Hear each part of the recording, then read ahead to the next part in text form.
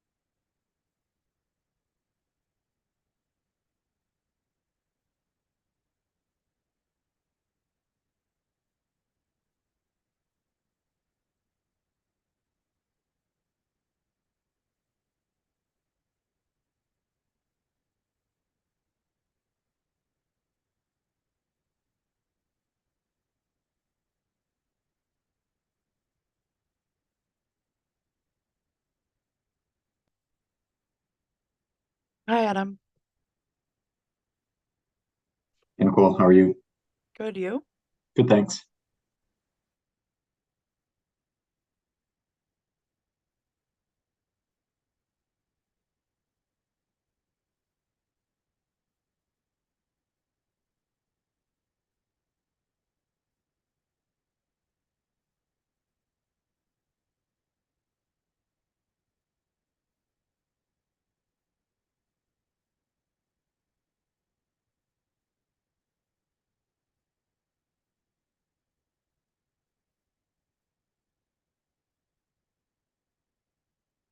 Good evening. I would like to call this special meeting of the Council of the Corporation of the Municipality of Kincardine to order at 5 o'clock on Wednesday, December 6th in the council chamber at the Municipal Administration Center.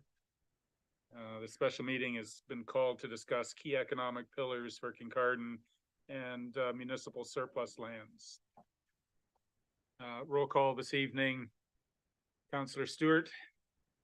Present. Councillor Steinhoff Gray. Councillor Prenger. Present. Councillor Kennedy. Present. Councillor Hinchberger. Present. Councillor Kavanaugh. Present. Councillor Blackwell. Present. Deputy Mayor Clark. Present. I'd like to acknowledge the staff that is here in the chambers, and also there's some online. And acknowledge our guests in the gallery, of course.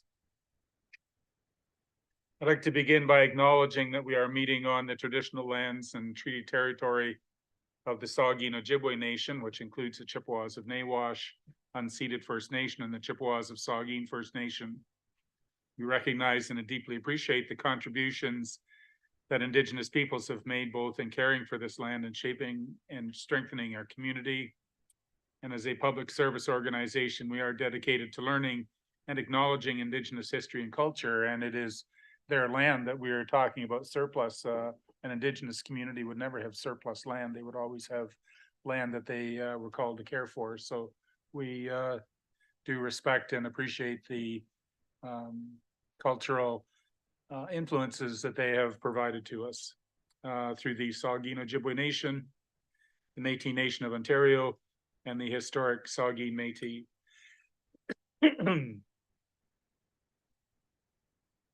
In the last 2 or 3 months, we've heard from county planning and local development staff.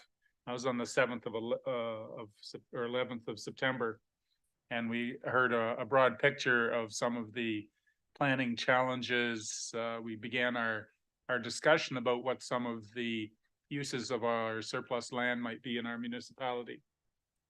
Tonight, we'll hear from representatives of our 3 economic pillars in the municipality. From agriculture, tourism, and nuclear, we'll hear about their business, its effect in our municipality, and we'll hear a little bit about what development looks like to them, what effect the decisions that the municipality might have on their industry. So we are all aware that we have had lands available with which to assist in our municipality's efforts to address affordable housing issues. We know it's complex, multi-level, but we as a municipality do have a role to play. And we don't want to go home this evening without moving the dial or advancing the chains a little bit. Listening is good tonight, but I believe that as a council, we have chosen to think that listening tonight is not just enough. We need to move ahead a bit. Following the presentations, I'm going to be providing opportunity for the council members to express what they perceive that our role as a municipal council is in this conversation. What is our involvement, and particularly what the end goal might be. We might easily have 12 ideas of what our end goal might be, what our involvement in affordable housing issues might look like. We've had many informal conversations, but we've never really sat down to plot a course, a strategic direction, because if we are still pulling many different ways, it's really hard to achieve anything. So I'd like to hear from the council members. I think other councillors would like to hear from the rest of council too, but what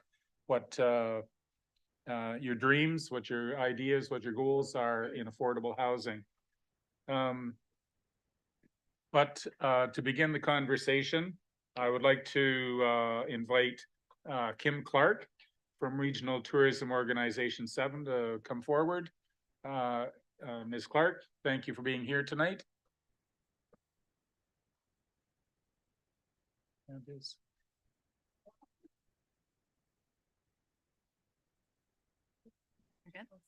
Great. Thank you so much for having me. My name is Kim Clark. I'm the manager of stakeholder relations at RTO7. And I'm here to talk to you about the impact that tourism has as a pillar within your economy in the municipality of Kincardine.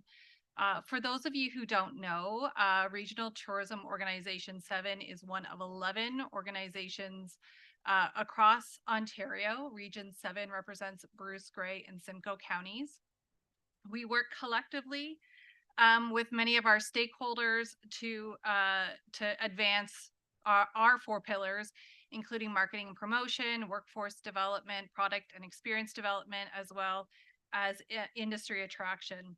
And we support our municipal and business stakeholders, other non-for-profit stakeholders, sector associations by providing research and guidance, partnerships. Some of those partnerships include funding, but collaboration in a way to move the industry forward as a whole. So one of the big questions we always get is, what is tourism? And if you think about the NICS codes through the national jobs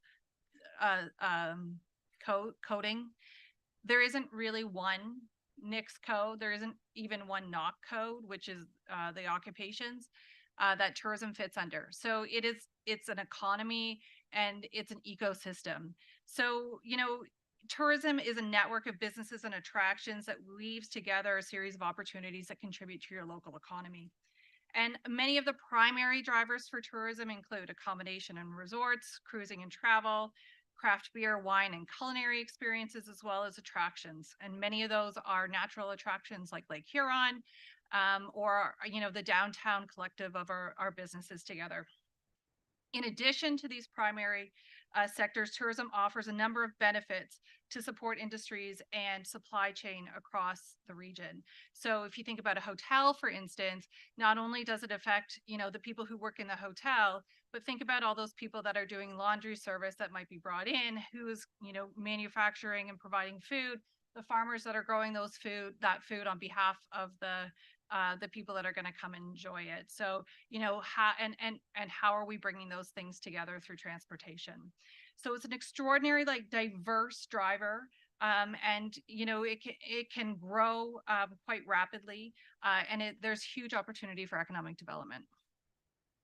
If we think about this from a more global perspective, the UN has indicated their sustainable development goals, and a number of those touch on tourism, including cultural protection, environmental protection, peace and security, jobs, economic growth, and development. And in 2018, the economic impact of tourism globally translated into 2.1 trillion Canadian dollars. So we're not talking about small business here.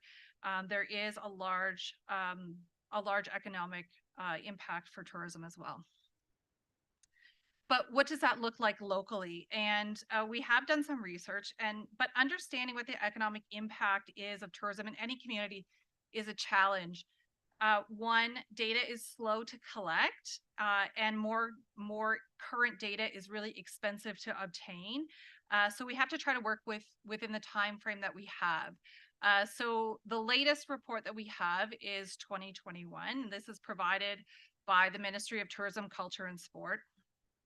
So we can see that within Region 7, so Bruce Grey and Simcoe counties, the economic impact was $1.2 billion of expenditures. And that was from approximately 8.3 million visitors. So on average, the average person would spend about $148 every visit. If they stayed overnight, their spend went up to $259. But if they were just here for a day trip, it was about $98. This is down a little bit from 2019, and we always, in tourism, we're using 2019 really as our benchmark year. 2020 came around, 2019 was a banner year for many things. So in 2019, we had 11.3 million visitors, and our economic impact was about 1.7 billion across accommodation, food and beverage, transportation, recreation, and retail. We also have the opportunity to provide council and municipal staff with some data on how many people were coming to visit Kincardine. And we have access to a program through a company called Environics Analytics looking at geofencing. So we were able to create an invisible line around the downtown and see, using technology, cell phone technology, how many people entered into that geofence over a period of time. So we looked at both 2019 data and 2022 data. And we can see that in 2019, the downtown core in Kincardine saw 1.4 million daily visits. Now that's not individual folks, that's total visitation. So one person can walk into the geofence and be counted 4 times if they're there 4 different days. In 2022, that obviously in 2020, everything sort of dipped quite a bit. But by 2022, visitation was back up around 869,000 for the whole year, which is not bad. You're well on your way to economic recovery. Hopefully, now that COVID is kind of done and the downtown is now fully operational, and I haven't been through, but I'm sure it's quite lovely. You're well on your way to getting back up to 2019 numbers. So why is this important? And there's a number of reasons, but tourism's going to happen in your community regardless if you market, regardless if you advertise, regardless if you tell people to come or not come, they will still come. But taking a proactive approach to managing tourism instead of a reactive approach can help to maximize the positive impacts tourism has on your community and help to minimize some of the negative effects it could have. RTO7 is very supportive of communities that are looking at sustainably managing tourism practices. And we look at sustainability as a 3-pronged approach. So the first pillar for sustainability we look at is environmental. So this is often the first pillar that people think about when you hear the word sustainability. Oh, environmental first and foremost. And it is certainly an important pillar, but we like to view it, each of the pillars must be in balance in order to be working effectively. So there's many initiatives that the municipality could undertake, and I know you have undertaken many of those things to for instance, provide communications to reduce waste reduction. And this could be done through communications like pack in, pack out messaging as people are coming to enjoy the trails and the beaches. Maybe it's a system or a plan to have the restaurants work together to use a reusable container program, or incentives to encourage community composting. Electric vehicles are becoming more and more popular, and as people are traveling here, they're going to need to get here. So that infrastructure, in order to have continue to see people coming into the future, you need to have infrastructure for EV charging stations. Making sure that those charging stations are fully operational and available on apps like PlugShare will be really important to ensure people's confidence when they're traveling here from further distances away. Or incentives for businesses to become more energy efficient is another, really great method. And we have Bruce Power down the road, which is amazing. But how do we encourage energy savings and energy reduction? So maybe there are programs for installing low flow toilets, for instance, or maybe there's a grant program that will encourage energy audits that people can make their homes and their businesses more energy efficient. From a social sustainable perspective, this is really about preserving and protecting the aspects of community culture that you value. And during COVID, the divide between residents and visitors was the widest I'd ever seen. This had a lot to do with going through a global pandemic. People were panicked, people were scared, they weren't sure. I know I just lived down the road in Port Elgin, so don't hold that against me. But understanding, how residents feel about tourism and tourists and people and visitors coming to their community is really important. Are residents, frustrated with the extra traffic that they're seeing in the summer? Are they upset that visitors have discovered a special local place and now they feel like there's not enough room available for them? So, you know, ensuring and understanding resident conflict and resident sentiment is really important, so that you can minimize conflict between these groups, and this reduces, you know, complaints to municipal councilors. But also understanding and explaining and making sure that residents understand what the positive impacts of tourism are within their community is very important as well. So, you know, tourism can have a really important and positive impact on quality of life. And our residents are our best ambassadors in order to have people coming here. In fact, visiting friends and relatives is the #2 reason why people come to Bruce Grey Simcoe in general. So they're a huge source of visitors for us. But tourism can also, you know, increase the number of restaurants that are available for locals to eat at. It can help to increase the infrastructure for local and outdoor natural attractions and infrastructure. So, you know, there are certainly great things that people can understand while they're here.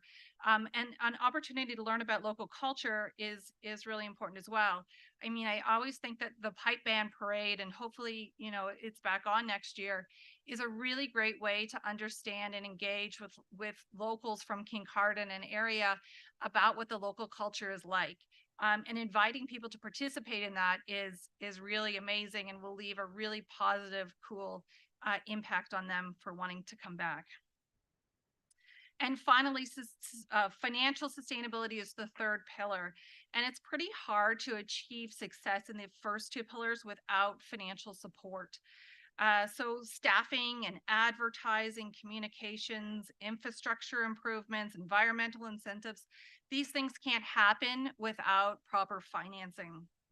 Grant programs and partnership programs like the RTO7 partnership program are a great place to start. And this municipality has really taken advantage of that, which is fantastic. But what happens if those programs are gone? How do you sustain a viable tourism sector? We now have tools that are available through the government, through the provincial government, to help support the tourism industry, like short-term accommodation licensing access and the municipal accommodation tax. Taking advantage of these things helps visitors contribute more to the local economy and directly support the tourism activities that you need. And there are some municipalities that are doing some really excellent things with their contribution for the municipal accommodation tax. There's a municipality out in the West Coast in BC that's actually using some of their MAT money to help support affordable or attainable housing for employees within the tourism sector. So restaurant, hotel employees, how can they start to subsidize housing for people who are working within this and supporting this tourism sector? So there's some really interesting things that are happening. But a healthy tourism economy can really lead to job creation, investment, resident attraction, and ultimately community growth. And resident attraction supports other industries as they help to try and attract new workers to their businesses. So excuse me. So what are 3 things that Kincardine can do today in order to try to work in a more positive way towards supporting tourism, growing their tourism economy? The first thing is to develop a sustainable tourism plan that includes all 3 prongs, and this will help to provide you an excellent guideline for the future. Start to look at using the tools that are available to you through, you know, short-term accommodation licensing and municipal accommodation taxes. These are going to help you proactively manage tourism and provide mechanisms for you to help fund it. And 3, start to consolidate, collaborate, and work with other organizations like the chambers and the BIAs, other municipalities, and the RTO towards the same goals that you're hoping to achieve. Every municipality in our region is talking about affordable housing. Every region in our municipality is talking about workforce. And collectively, I think we can make some really good strides. So again, why pay attention to tourism? 1, it's going to help create new jobs, new businesses, and provide activities for your residents. 2, it's going to attract new investment. 3, it's going to empower communities to grow and to innovate together. 4, it's going to preserve your heritage. And finally, it's going to improve your overall quality of life for all of your visitors. And, you know, in my opinion, you're never going to move to a community unless you visited it first. So tourism really should be the front door for any strong economic development strategy. Thank you.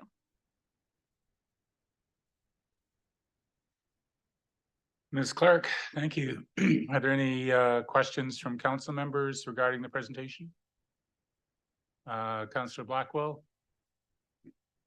Thank you. Through you, do you have a rough estimate of how many municipalities or regions in your ROT7 have actually implemented a MAT tax?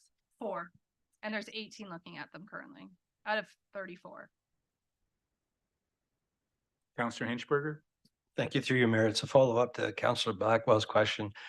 Do you have any feedback for us for decision-making about what effects there might be on tourism in a municipality that chose to implement a MAT and it might be surrounded by adjacent ones that didn't?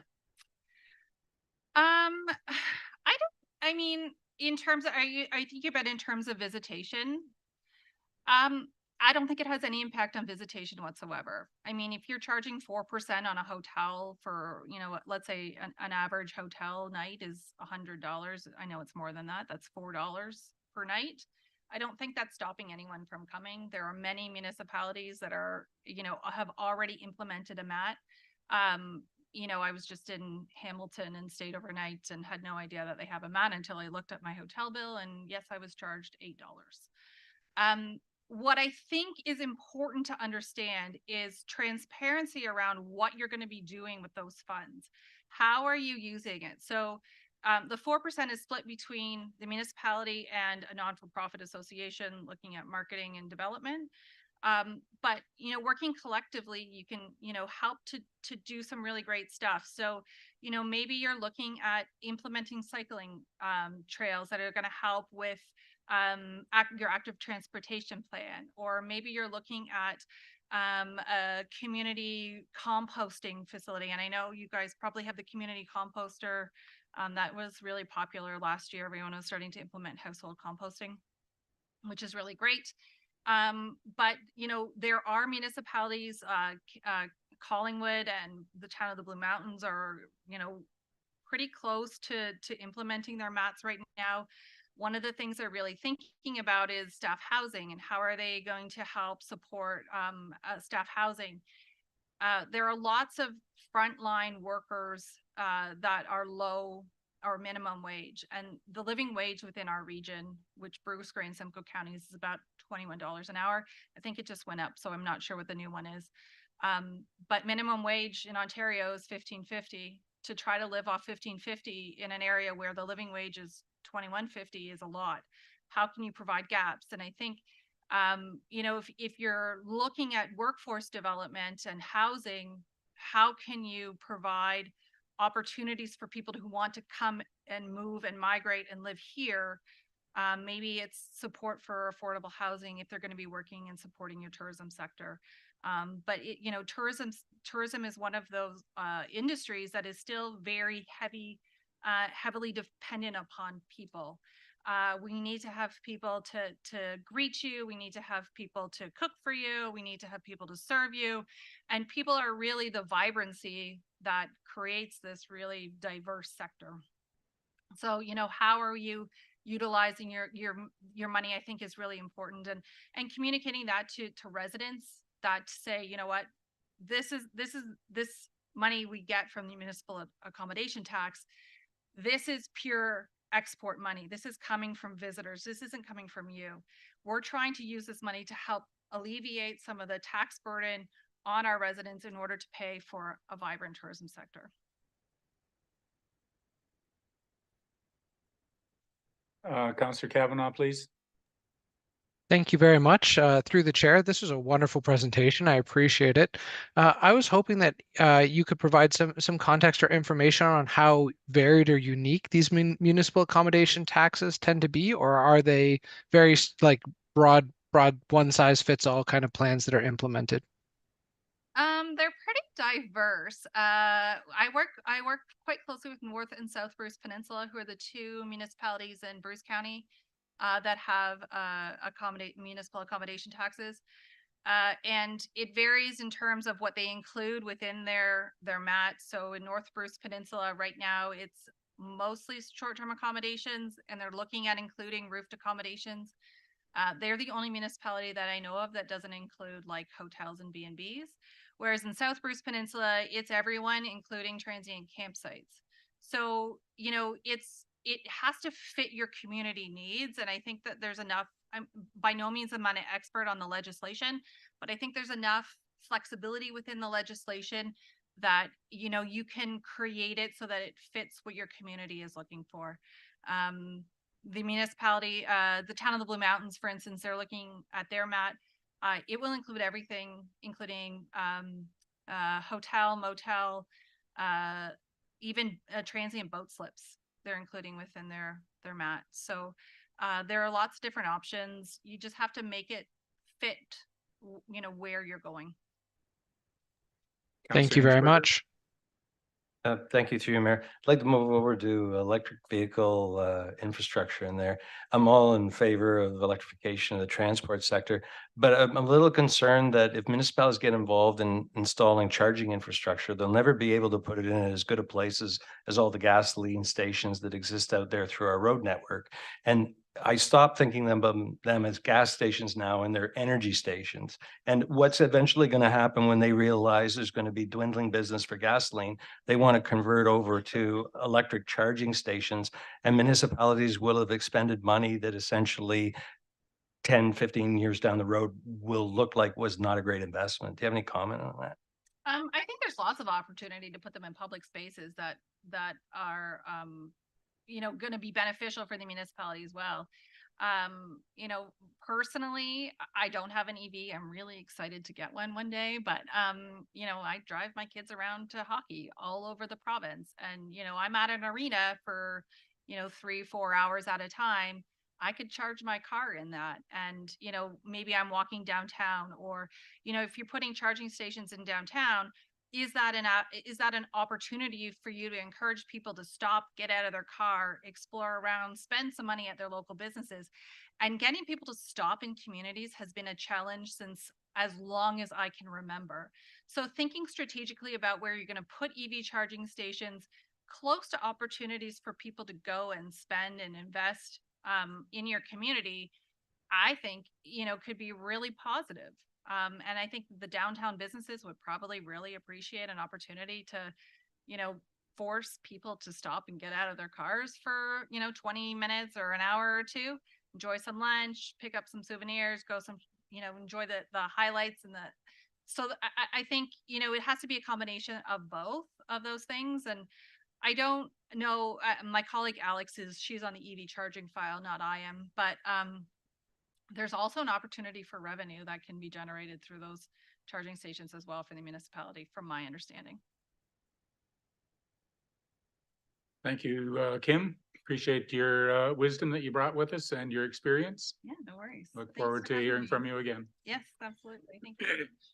I'd like to ask Chris Cossett, is the president of the Bruce County Federation of Agriculture, to come. Thank you, Mr. Cossett, for being here this evening.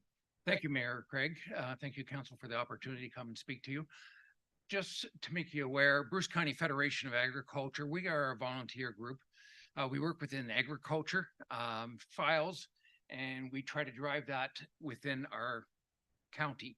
And then there's the next level, which is the Ontario Federation of Agriculture. And can I get the next slide, please? Yeah, I got the deal set up with her. I got special privilege. So, and we can look, so you can see the numbers of how many members we have here. We work to advocate with government municipalities. We are before them regularly, trying to engage them to try to assist them in direction on making decisions that are responsible for our farmland and for our membership. Our members are independent business people. We don't have total control over what they're doing. They're making business plans individually. They are diversifying their farms in different avenues, such as trucking to custom work. There's all different diversification within agriculture, and that is driving a whole different factor within agriculture and to make it sustainable. For example, with my personal experience, I am currently the president of Bruce County OFA. I also was a police officer, retired as a police officer for 31 years. I felt I should stand out there and make some agriculture be noticed and try to correct some issues. So I went provincially on the swine sector. I was a provincial board member. I then was foolish enough and I took a position and I was environmental chair for Canada within the swine sector. So there's a whole bunch of different avenues that we're trying to explore and trying to move with us. And moving that forward is difficult when you're volunteer and you have independent business people making decisions for their own business. That is something that we need to keep in mind when we're making decisions for agriculture, is that, you know, we're making those decisions for everyone as a whole, but not totally, because there's individuals out there. And I see your smile, Mayor, that you understand what I'm trying to say. Agriculture is a unique business. And it's a very rewarding business, but it is trying at times. We'll leave it at that. Next slide, please. We represent is in the province is 39,000 farm families. We're representing throughout the province. I'm currently responsible for Bruce County, and we are trying to bring up our image. And this is the first council that we've actually spoke to in quite some time, which is great. Thank you very much. We have been involved with different planning sessions within the county.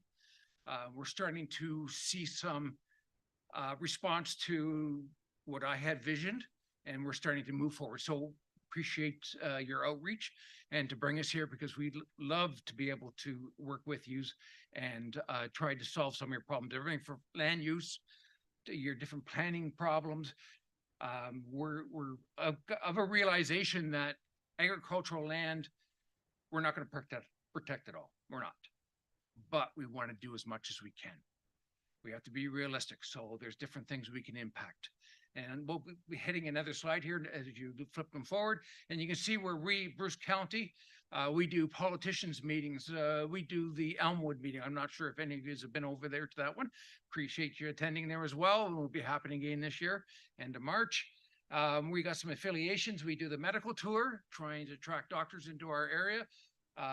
We do ag career days, and we also are just took on a new file, and the Children's Safety Village outside of Hanover.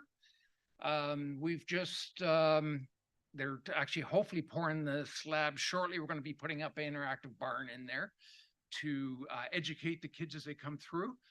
We're going to purchase some tractors so that the kids start to understand and start to learn about agriculture at a very young age, but that's when we imprint them. So we're aware of that, and that's something else that we're doing an educational platform with them, and hopefully that will bring something forward and highlight agriculture and make it successful. Next slide, please. And you can see our cash receipts as you go through. Dairy is very prominent throughout Ontario. You can see the different stuff. I won't show that. Beef is very important within our area as well. Cow-calf is another part of beef.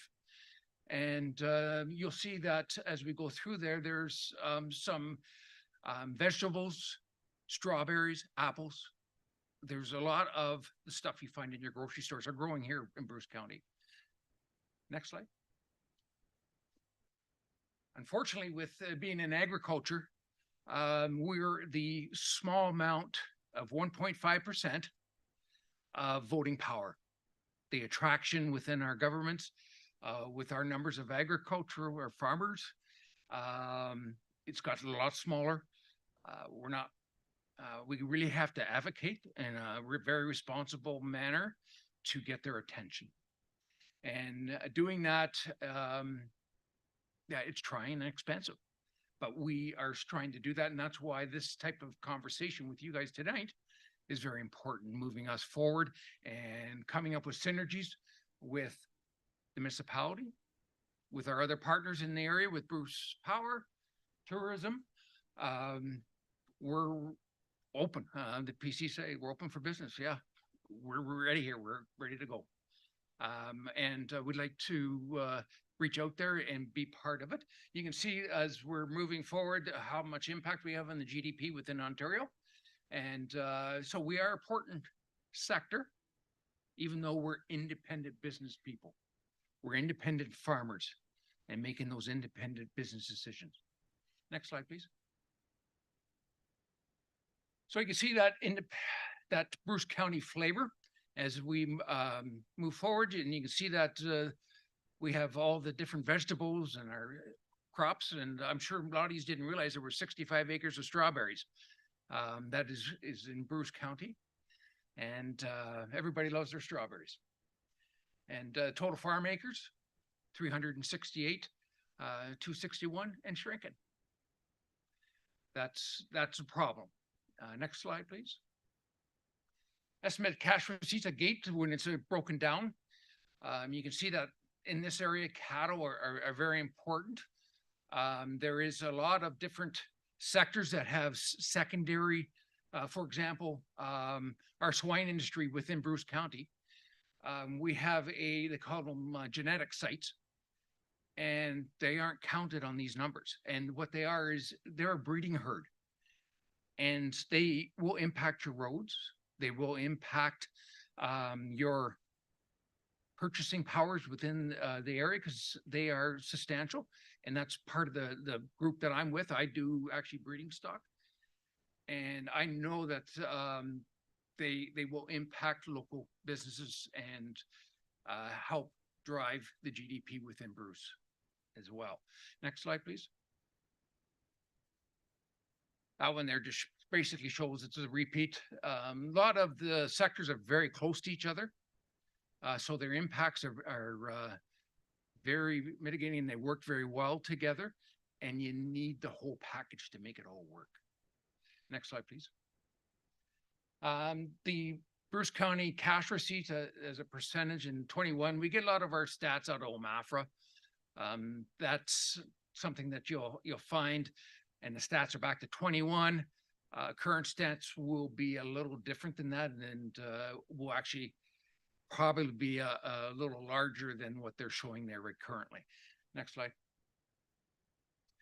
Bruce County Agriculture and our biofuel sectors. We've been reached out several times, especially within the hydrogen sector. They have reached out to us, hydrogen biomass, and then there was straight hydrogen, and there's different initiatives that different companies have brought forward to try to engage us. We engage, so we'll talk about the hydrogen biomass. So they had an idea that manure would be the best way to go in their biomass. They didn't know agriculture to the point that manure is actually valuable on farm for growing crops. There's that cycle that goes through. We, put the manure on the ground that fertilizes the soil, that grows the crops, and then we put it into the animals that produce the manure. It's that cycle that keeps going. They didn't understand that has value, and there was maybe some other avenues that they could explore, which was basically corn stover, which is the corn stalk that's been combined, laying in the ground. We can get that and harvest it and put it into a bale and transport it to them. And we can control when they get it. Then they would have it 365 days a year, where if they went to a manure, they wouldn't have it. So we were able to steer them maybe with some better ideas. And that's where economical development within the area, we need somebody to help keep those doors open and keep that relationship building. It's difficult for me being part-time doing this and volunteer. That's why I stepped back from those other committees, because I still got a farm to run. And I'm not always getting my job done the way I should or way I feel I should. And so that's where we need that support to move our industry forward. And I don't want to call it diversification, but in partnerships and synergies with other groups. And something that would help drive economics in our area would be something that we for sure want to be part of the solution. Next slide, please. And we talked about the hydrogen biomass, and that is moving forward in a, I guess, in an area where it's still in the science side of it. And so we're hoping that we're going to be able to come up with what they require. We're that initial stage where they wanted to access a certain product to develop the biomass. And then all of a sudden the battery storage units come into it, which is they're looking at that low priced off peak time hydro from Bruce Power. And so now there's a competition that's starting to develop. I don't know where it's going to go. If you guys have that crystal ball, please help me, then I can help steer it in a professional way. But I can see a competition starting to develop. Competition isn't bad, but I don't know where this is going to go. Next slide, please. We support the provincial priorities. You can see we're trying to produce a safe food product, affordable, and we're developing labor. We're having issues with trying to find local people to work with on our farms to do the summer tasks of vegetable farming, whether or not it's turnips or whether it's picking apples. We're having problems finding people to do that. So we have to go outside our country to get those people and trying to engage our local employee base to be part of it or consider working with us. It's been very, very, very difficult. And something else, the infrastructure and affordable energy, broadband, natural gas, we've been pushing that as well. Mental wellness for farmers. That has been a very hot topic over the past 3 years. There's a lot of initiatives was supported provincially. There was a lot of farmers that are struggling. And so we have an outreach program for them now, trying to make things work. For example, you know, fall, trying to get the crops off, things aren't going right, snows, and we got problems. So there's a lot of farmers that are struggling with mental wellness, and it's something that we are aware of in moving forward. And next slide, please. So locally, these is the board for Bruce. That's a very diversified group. We're dealing with cash crop beef up in the peninsula. Then there's myself, grain elevators. There is gentleman just outside of town here, and he's cow calf and cash crop. And then there's chickens, and then there's a certified crop advisor that's also on the board, and then swine, and then cow calf guy. So we are diversified, and we have our group of agricultural commodities there and at the table, and they're speaking for their boards as well, moving that forward. And next slide, please. Here's our contact information. Something that I just wanted to lead to the last, and I know it's going to be on your mind as well, is land use. Position is once the farmland is cultivated in for residential or different uses, whether it's like a commercial setting or something like that, it will never be back to farmland. So once you use it in that text, you won't get it back. And so that's our position, is that we want responsible decision-making to protect our farmlands, and there's the different levels, there's, you know, your primal farmland, and there's all the classifications. We do have take issue with some of the older mapping of the soil structure. I think you have to look at them independently because some of the mapping is outdated. And I know I've heard that they're trying to update, but it's costly, and with the provincial restraints, it's a slow process. As we accept the fact that we're in a position that when you're in a town or city, utilize the land to your inside that's already been issued for permit to grow in within first, and then look at expanding out.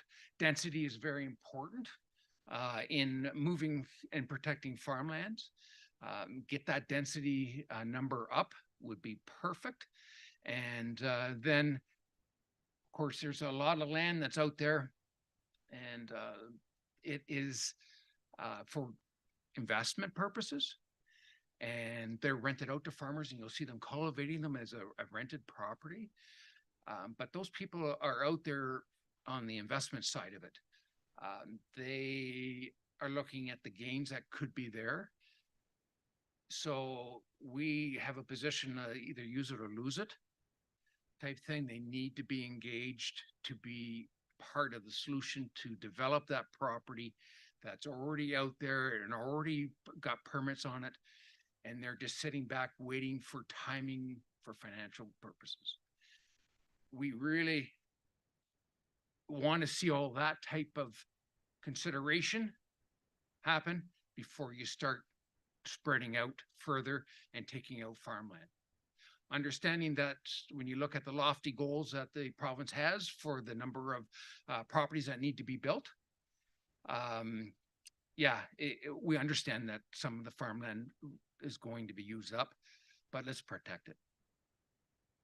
And you need to look at what that farmland is. Is it something that is primal? And our information is there. If you have any consideration or don't understand like what soils are, is it something that is, you know, something that you just not sure about making that proper decision, please reach out to us. Thank you. Chris, thank you so much for your presentation. Any questions from council members? Councillor Blackwell, please. Thank you so much. I really enjoyed that presentation. I did want to give a quick shout out to the new mental health phone line, which is 988, and it connects you to the Farmers Wellness Initiative 24 hours a day for farmers that might need it. So it's a little bit of a shorter number to remember.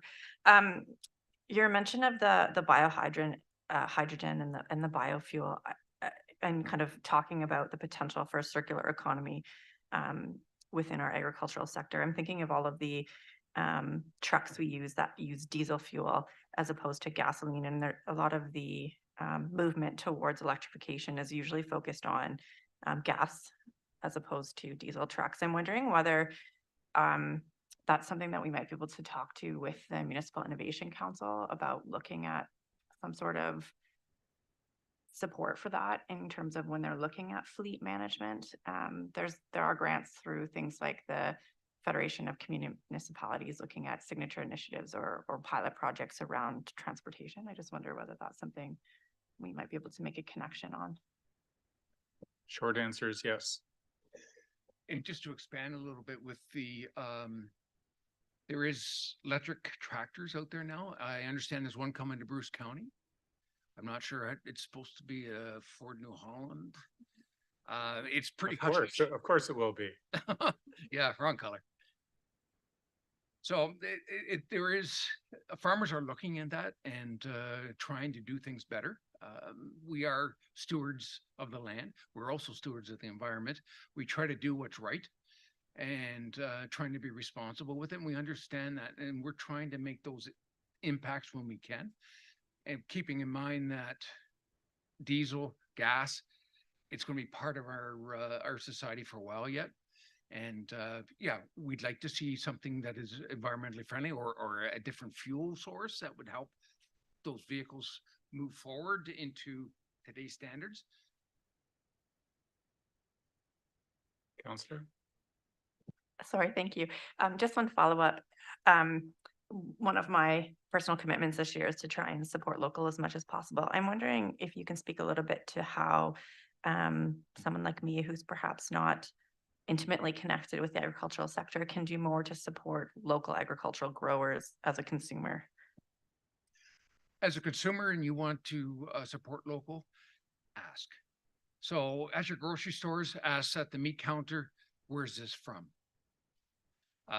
If you're buying a roast of beef, Beefway's just around the corner. That's local. But if you're going into Sobeys, you need to ask. For the pork sector, there is a lot of impact through US product. But if you ask at the counter, where's this from? They'll tell you. Costco is majority US product. And there was a whole marketing, which takes quite a while to explain out, but we did provide it, and now they are a lot of US. And but you got to look at the aspect. We ship so much Canadian product into the US now. Are you getting Canadian product back? Means a thought. I've thought about that several times. I'm looking at it and I'm going, we ship about 25,000 head of market pigs down to the US per week now. So are we getting our product back? I don't know. There's also a lot of sites available where you can Yes. access local produce too. Anyway, thank you, Chris, for being here. I was just going to comment that if council had opportunity to welcome $100 million business into our own municipality, we would be leaping off the table. And that's what agriculture provides just in the municipality of Kincardine every year. So thank you very much, Chris.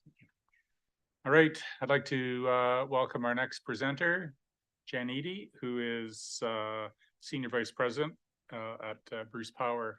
Welcome, Jen. We're glad to have you here this evening. Okay, thanks very much. And I think it's been a year since we last presented to council, and a lot has happened in the last year, both on our site and in the nuclear sector provincially, and even things that are happening nationally and internationally. So it's good timing to be able to provide you with an update, and I'll make sure I leave time for questions and potentially a discussion on the so what, particularly as we talk about the opportunity around new build. So we always anchor everything in safety, and safety is and always will be our number one value. We have a collective commitment to protect our plant, our people, the environment, and the public. And everything we do is centered around safety, and it's a cornerstone for us to secure our future to 2064 and beyond. So you're all very familiar with Bruce Power. You know, we produce a third of Ontario's power. We're in the midst of Canada's largest infrastructure project as we extend the life of our assets. We're continuing to make investments in isotopes to ensure Canada remains a leader in the medical isotope business. And we're ensuring that we're maximizing the value of our existing assets. I'm going to flip to nuclear's role in powering Ontario. So the provincial government has come up with a Powering Ontario growth plan, and energy is obviously a big part of that. And it's a plan to support the long-term energy planning in the province. And when we look at what nuclear's contribution is to energy, it's in our province is pretty significant. Collectively, across the nuclear fleet, we produce 60% of Ontario's baseload generation. Well, actually, we produce almost 100% of Ontario's baseload generation, but 60% of the total power comes from nuclear. Through the refurbishments at Bruce Power and at OPG, we've created 76,000 jobs that are either indirect or direct jobs.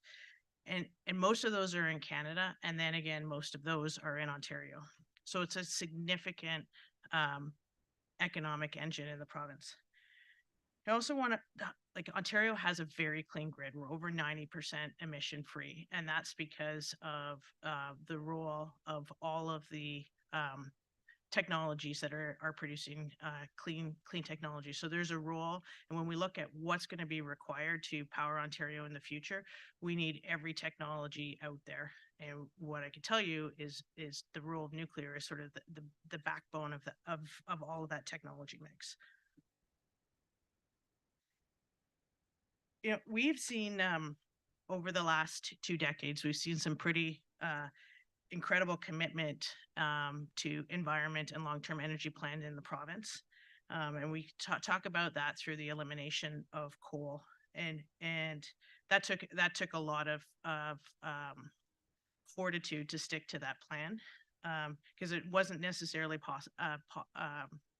always positive. It was increased energy costs as a result of this. But overnight, when we got rid of coal, particularly in Southern Ontario, we eliminated smog days and improved the air quality instantly. And a big driver for us being able to do that was the decision to refurbish units 1 and 2 at the Bruce site. We've also had the opportunity to be leaders in isotopes. And, you know, we in Canada's always been leaders in isotopes, but it was generally on the research reactor side. And when NRU shut down, it left a big gap in global isotope supply. And we really took a step back as a nation from being leaders in isotopes. The recent work that we've done at Bruce Power on our isotope production system to produce lutetium-177, and what Darlington's doing to produce Moly-99 has been an absolute game changer for now being able to produce medical isotopes at reliably and at scale. And it's changed, and we're back in a leadership position from a national perspective. And obviously, nuclear provides very reliable power. 24 hours a day, 7 days a week, 365 days a year. And we also contribute significantly to grid resiliency. So if you think about our ability particularly of our Bruce B units to be able to black start the grid, luckily that doesn't happen very often, but it did happen in 2003. And that just didn't impact the Ontario economy. It was the whole eastern seaboard. So when we think about what Bruce Power's approach is to supporting the province's powering Ontario, it's really 3-pronged. And the first is we need to continue with the safe and reliable operation of our 8 units all the way to 2064. And that's to produce emission-free electricity and to produce medical isotopes. Over the next 10 years, so the second one is over the next 10 years, we need to safely execute our MCR life extension projects and to increase our output to 7,000 megawatts. And third, and probably what we are interested in hearing about, is to explore the opportunity for new nuclear on the Bruce Power site.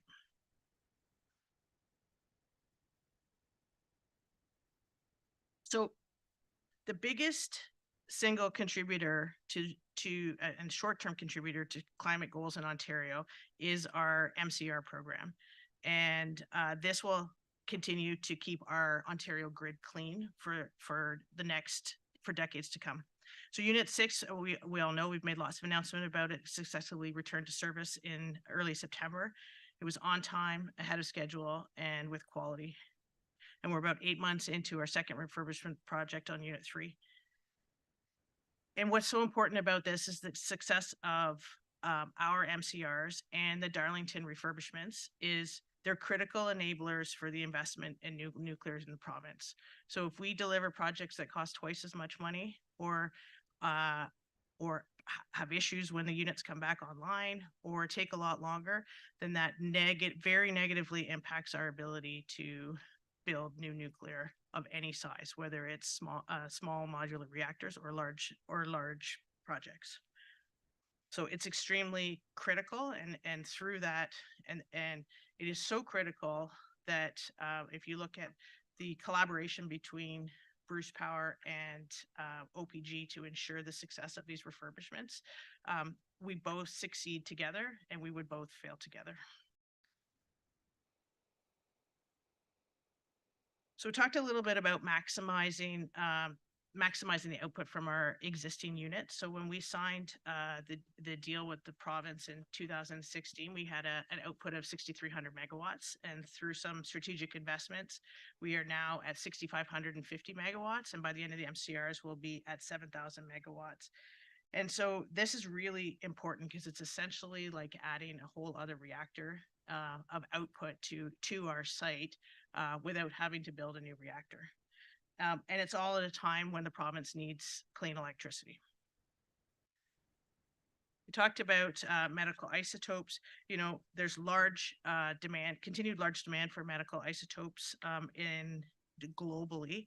And so we'll be continuing to invest in that. To put it in perspective, from a cobalt-60 perspective, we do a cobalt-60 harvest on Bruce B every time we do an outage. And we harvested from Unit 8 this fall, and all of the cobalt is already out in the field. So that's the level of demand that we're seeing globally, and why it's so important that we continue to produce these isotopes. And the same thing is we see very, very large growth potential with lutetium-177. So we're continuing to make investments across other units and production systems. So the federal and provincial governments over the course of, let's say, the last 12 to 24 months have made significant commitments to net zero, both for 2035 and for 2050. And they're not impossible, although I'd probably suggest the 2035 one is next to impossible. But they're extremely aggressive. And, you know, Ontario is very fortunate compared to some other provinces to already have a clean grid. And so we're starting from a good point. But when we think about how we get to 2050, a whole bunch of clean generation that's already in play in Ontario will have reached its end of life. So we'll have to replace that generation in addition to all of the demand growth. And if you think about, we've talked a little bit about EV, but if you think about the amount of electricity required to electrify the transportation system, it's significant, and this task is daunting. But with this also comes opportunity. So I'm going to say I think it was December 2022. The Independent Electric System Operator produced a report for the government called the Pathways to Decarbonization, and that report was centered around what it would take to get for Ontario to meet its net zero targets by 2050. And it is projecting that to do that, there's a 60,000 megawatts of new demand. And that actually is going to take about 70 to 75,000 megawatts of new generation to meet because of the generation that comes off. And in that, they said they wanted 18,000 megawatts of that to come from nuclear. So put that in perspective, that's 1.5 times the existing nuclear fleet today. So not just do a little bit of replacement, but it's now multiply what we have already times 100 by 150%. And the key thing that was important in this report, it's not so much the numbers, because it was sort of hypothetical, like what would this take? There's a lot of assumptions in there, but one way or the other, the number is really big. And that they made some key recommendations to the government to start to take some no regret actions today to create optionality in the future. And sort of that is exactly what we're talking about here today in terms of planning and preparation. And those no regret actions are around generation planning and around the transmission planning as well. So in July, the Minister of Energy, Todd Smith, was up on our site to make some announcements, and these were all centered around these no regret actions. The first one was to support the impact assessment work for up to 4,800 megawatts on the Bruce Power site. The second one was to announce that they were going to support 3 additional small modular reactors at Darlington and a feasibility study to refurbish the Pickering B units. And that collectively, the IESO, OPG, and Bruce Power to work together to really map out from a feasibility perspective of what 18,000 megawatts of new nuclear looks like in Ontario, where it would be located, what the economic benefits would be, what the transmission requirements would be, and ultimately what the timeline would be. And so that's working with the ISO for when they need the power versus what's actually possible. And this report's due at the end of 2024. So there is definitely been, we've seen this globally, nationally, and nationally, provincially, an increase in support for nuclear power. There's general consensus that there is no path to net zero without nuclear power, but in other jurisdictions, there's also been a lot of other considerations like energy security, particularly if you look at European countries, energy security as a result of the Russia-Ukraine conflict. And then really what some of the economic benefits and spill-offs are, and that's all in addition to the climate benefits. Obviously, when you look at the support from polling, support in Ontario is higher than it is in the rest of the country, and I think that's just generally about the fact that we already have it and there's awareness of the technology.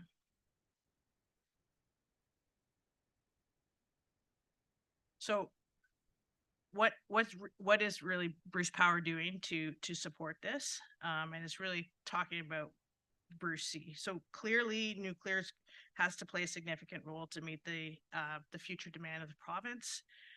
We are very uniquely positioned to develop new nuclear.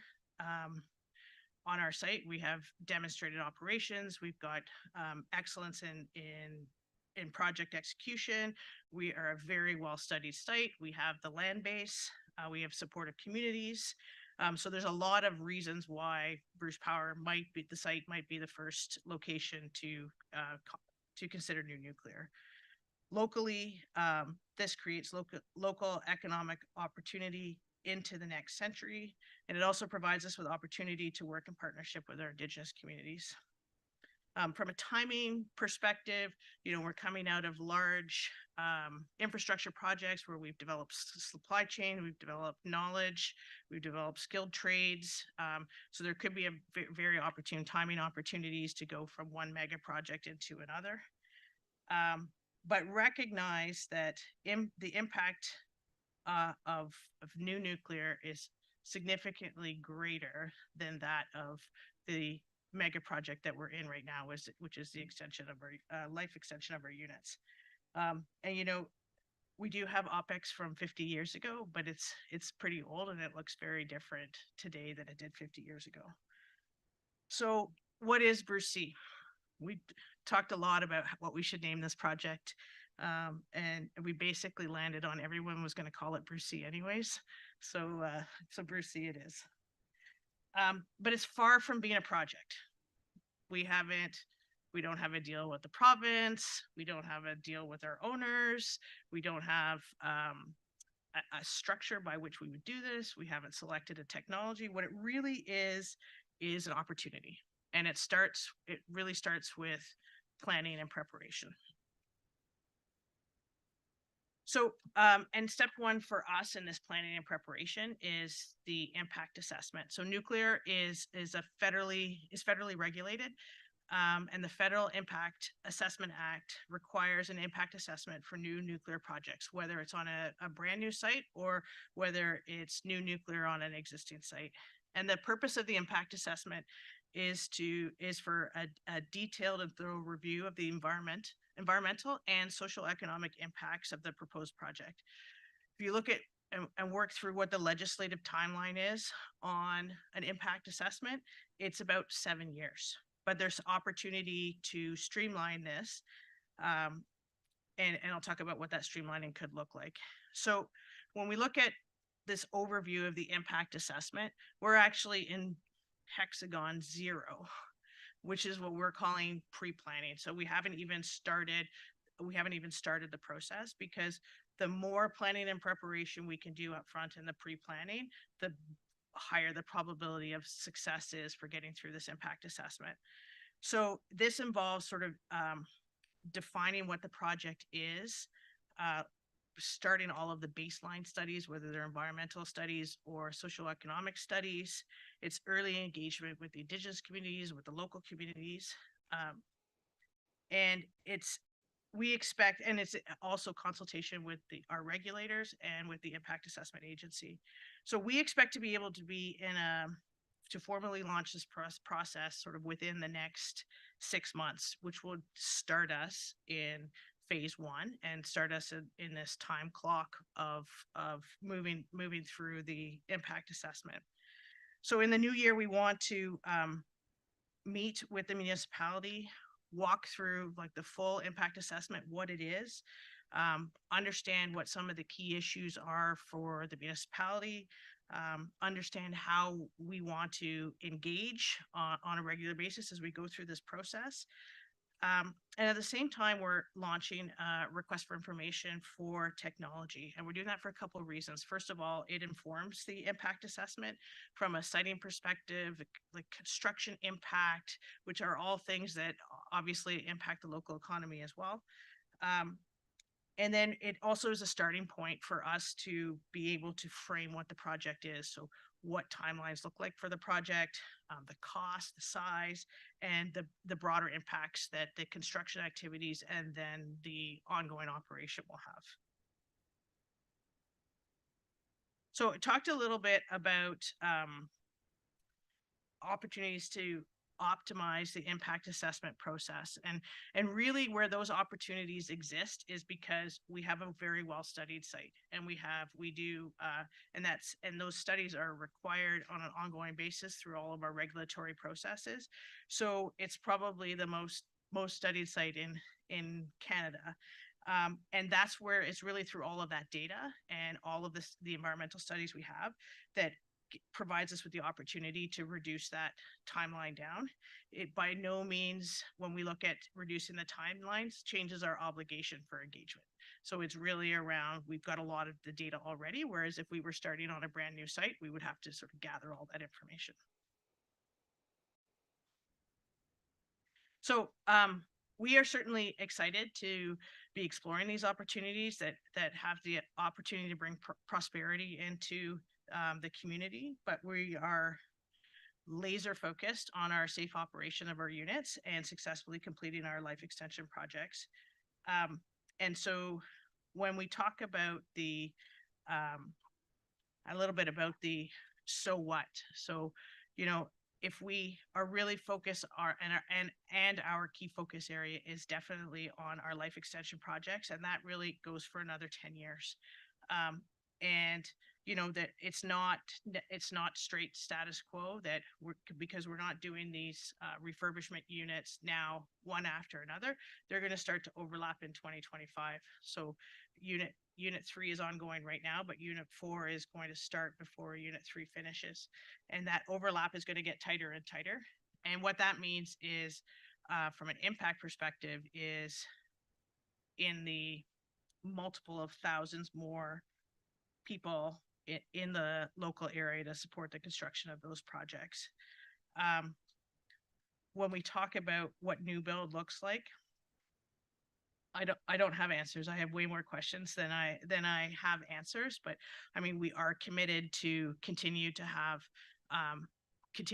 conversations, continue to be transparent, work with you on these socioeconomic studies, listen to the voice of the municipality from what their key concerns are, interests are in the impact assessment, and really think about, as we develop out this project, that we're sort of lockstep with a full understanding of what the impact is, what this means for housing, schools, hospitals, because as I said, moving from the mega project we're in now into a new build is like a massive step increase.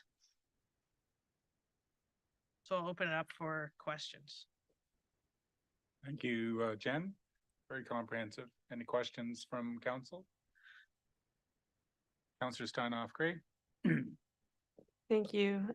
Through you, Chair. I was just curious, I know you have more questions than answers, but I am curious if there was like some kind of milestones at a high level that we were hoping to achieve, because it helps reverse backwards when we're doing this strategic planning to decide, do we need to expand the water? Do we need to, encourage densification in the following areas, like how are we going to do zoning to encourage the kind of businesses we need?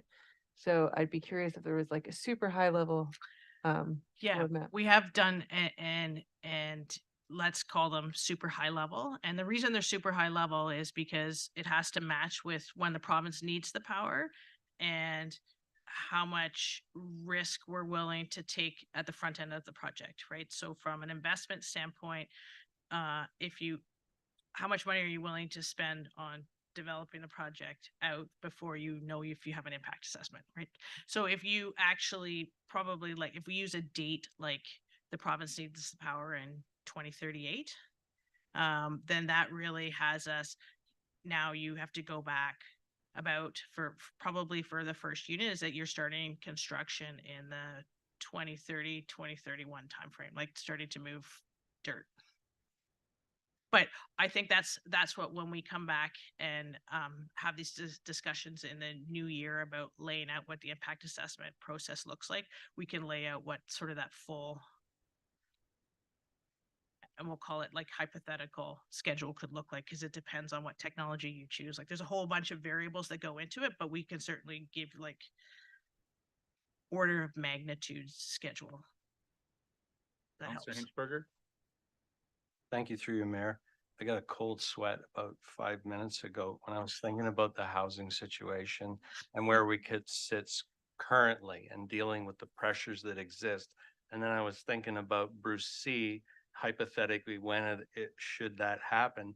And then if I heard you correctly, and I probably should have known this, when refurbishment outages start to overlap, you're anticipating a market increase in the size of what I'll call the refurbishment workforce, which is going to start to happen as early as 2025. That gave me a cold sweat. And so if I didn't think there was, well, I already did think that there was a lot of incentive to move. It's greater in my mind now. Thank you. Councillor Stewart? Thank you, and through you, Jen, thank you very much. I'm looking forward to your open house on December 10th. And it will really start our dialogue because this has a huge impact. We're the host community, as you should be saying that. Say it, Kincardine is the host community. Very good. Kincardine is the host community. Here's municipality and Invercure's the host community. So anyways, I'm really interested in starting that dialogue and look at the impact and the benefits and whatever else, because as my fellow councilors, cold sweat, I have a cold sweat too. This thing's going to have a huge impact, whether it's just the expansion and the timing of your, refurbishing, or this new project of C coming along is going to have a huge impact on us, just not now, for the next 20, 40 years. So looking forward to starting the dialogue. Thank you. Okay, Jen, thank you very much for being here this evening. You answered the so what question very well, responded to my prompting very well. A+. Anyway, council members, we have heard from 3 of our economic municipal pillars here. And as I commented, our decisions regarding housing and how we work in our municipal role towards that. As you don't have to refer specifically to the industries here, but I'm sure it will inform your thinking and your decision making. So I'm going to start with the deputy mayor. We just need a really kind of a brief overview. We can't get into the nitty gritty, but we just need kind of a high level thought about where you believe the municipality is in this affordable housing, or housing broadly speaking, conversation. What do you think the end goal, or what are some of the steps? What are the important parts of this that you need to share with council for us to guide our decision making? And we'll just go around the table. Amanda, you'll be next. Thank you, Mayor, through you. So first off, I think it's important. It's an important discussion concerning affordable housing. It's been quite informative this evening, listening to the speakers from the various industries. When I was initially contemplating sort of where we were in terms of affordable housing, for me, there's various demographics and sort of trying to approach it from what demographic is perhaps in greatest need or how do we meet those needs. And I think a success for me this evening, if we're looking at what is the first step and how do we move forward, would effectively be some form of report coming back to council where we look at the municipality's capabilities. We do so considering the legislative framework that we have to work within. And we look at perhaps how that formulates an integrated affordable housing strategic plan. We note there's a number of different legislations that will govern what we can do as a municipality. One of the things I would like to see, as well as perhaps building a little bit off of the Bruce County Housing Assessment and how we meet the needs, because there are so many different demographics when we speak about affordable housing. And we know from looking at various municipalities and other provinces that different approaches have been taken. Some have inclusionary zoning, where they effectively work more with the developers and looking at either doing some sort of incentive base in terms of affordable development, or there are various options of perhaps looking at partnering for nonprofit corporations. So I think the starting point for me is having further information, because we know that there's financial limitations in terms of the municipality. We know that there's regulatory frameworks that have to be considered. So whilst it's an important question and one that is wide serving, I would look at a first step, looking at narrowing that down in terms of perhaps a 3 recommendation approach in terms encompassing capabilities, legislative framework, looking at the intricacies of what we could do, bearing in mind the regulatory frameworks as well.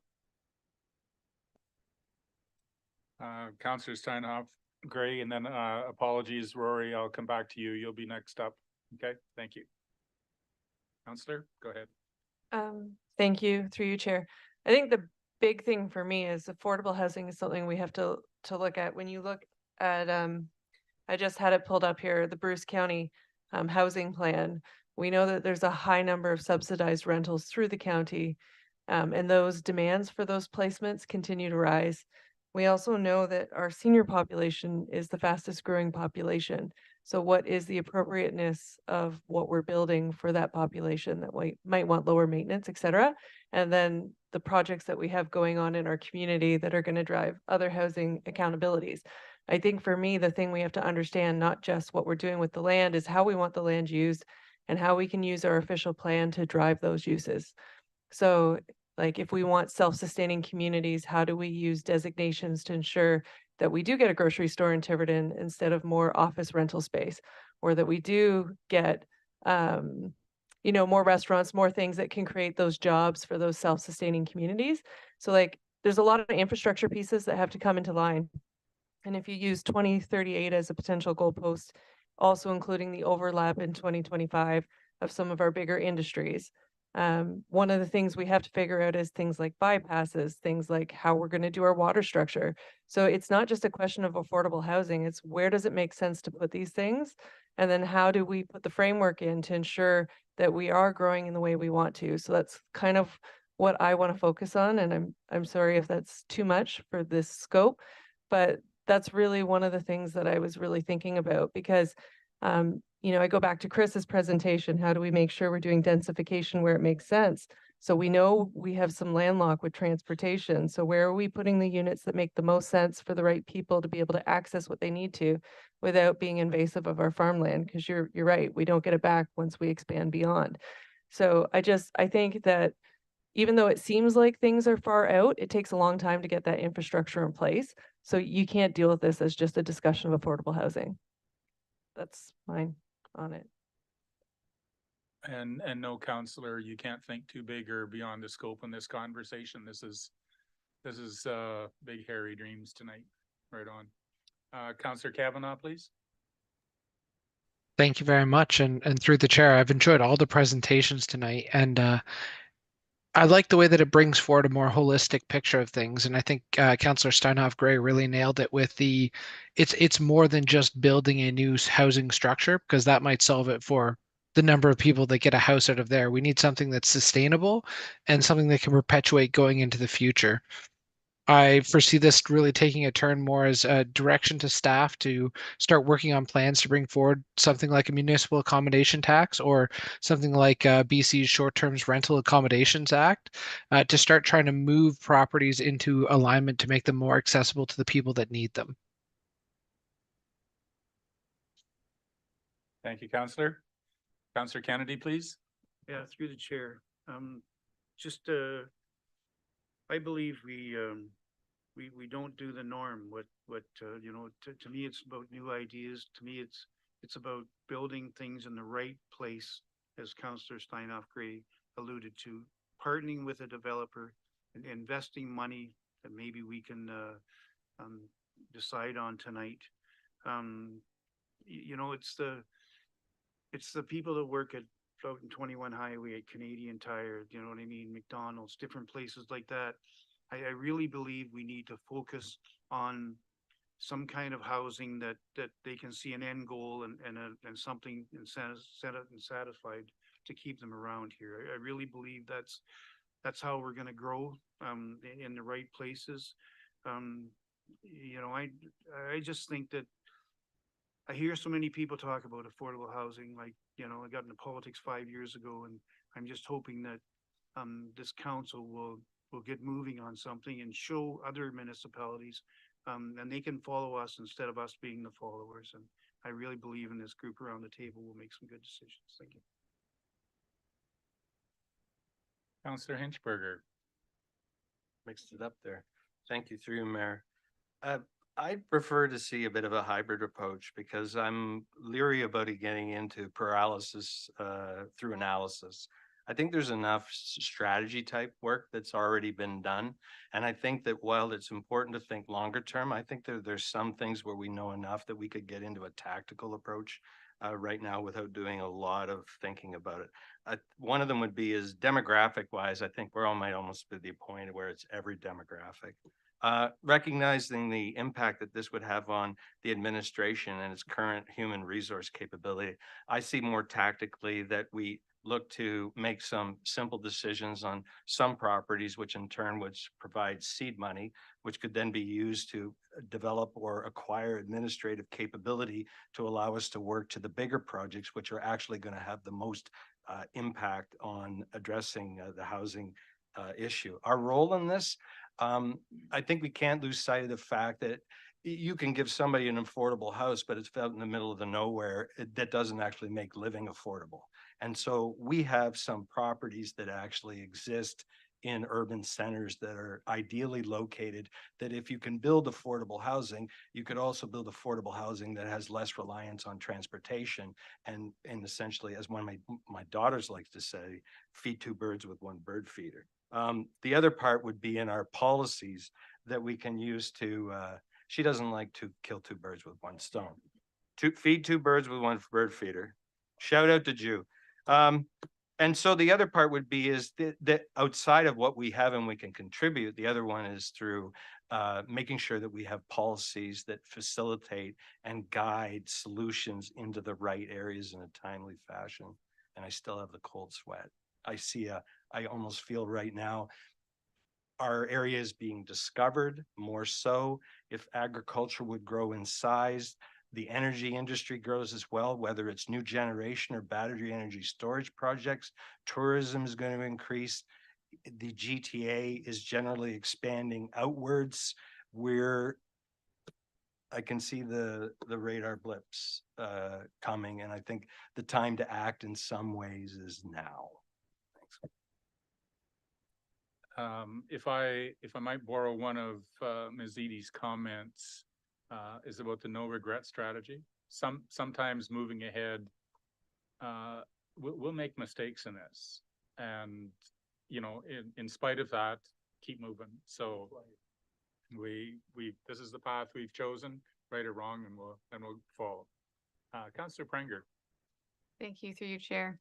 I think that when we're talking about our future economic development and development in general, especially in terms of the projects that we've been talking about and the need for additional thousands of additional workers coming up here. Unfortunately, I don't see that as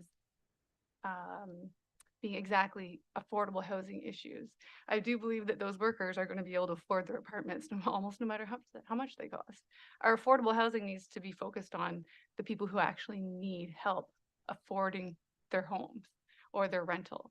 And so when we look at the developments that address that, I think about some of the developments we've had come across our table or across the table of previous councils, and the developer claims that it's going to be affordable housing.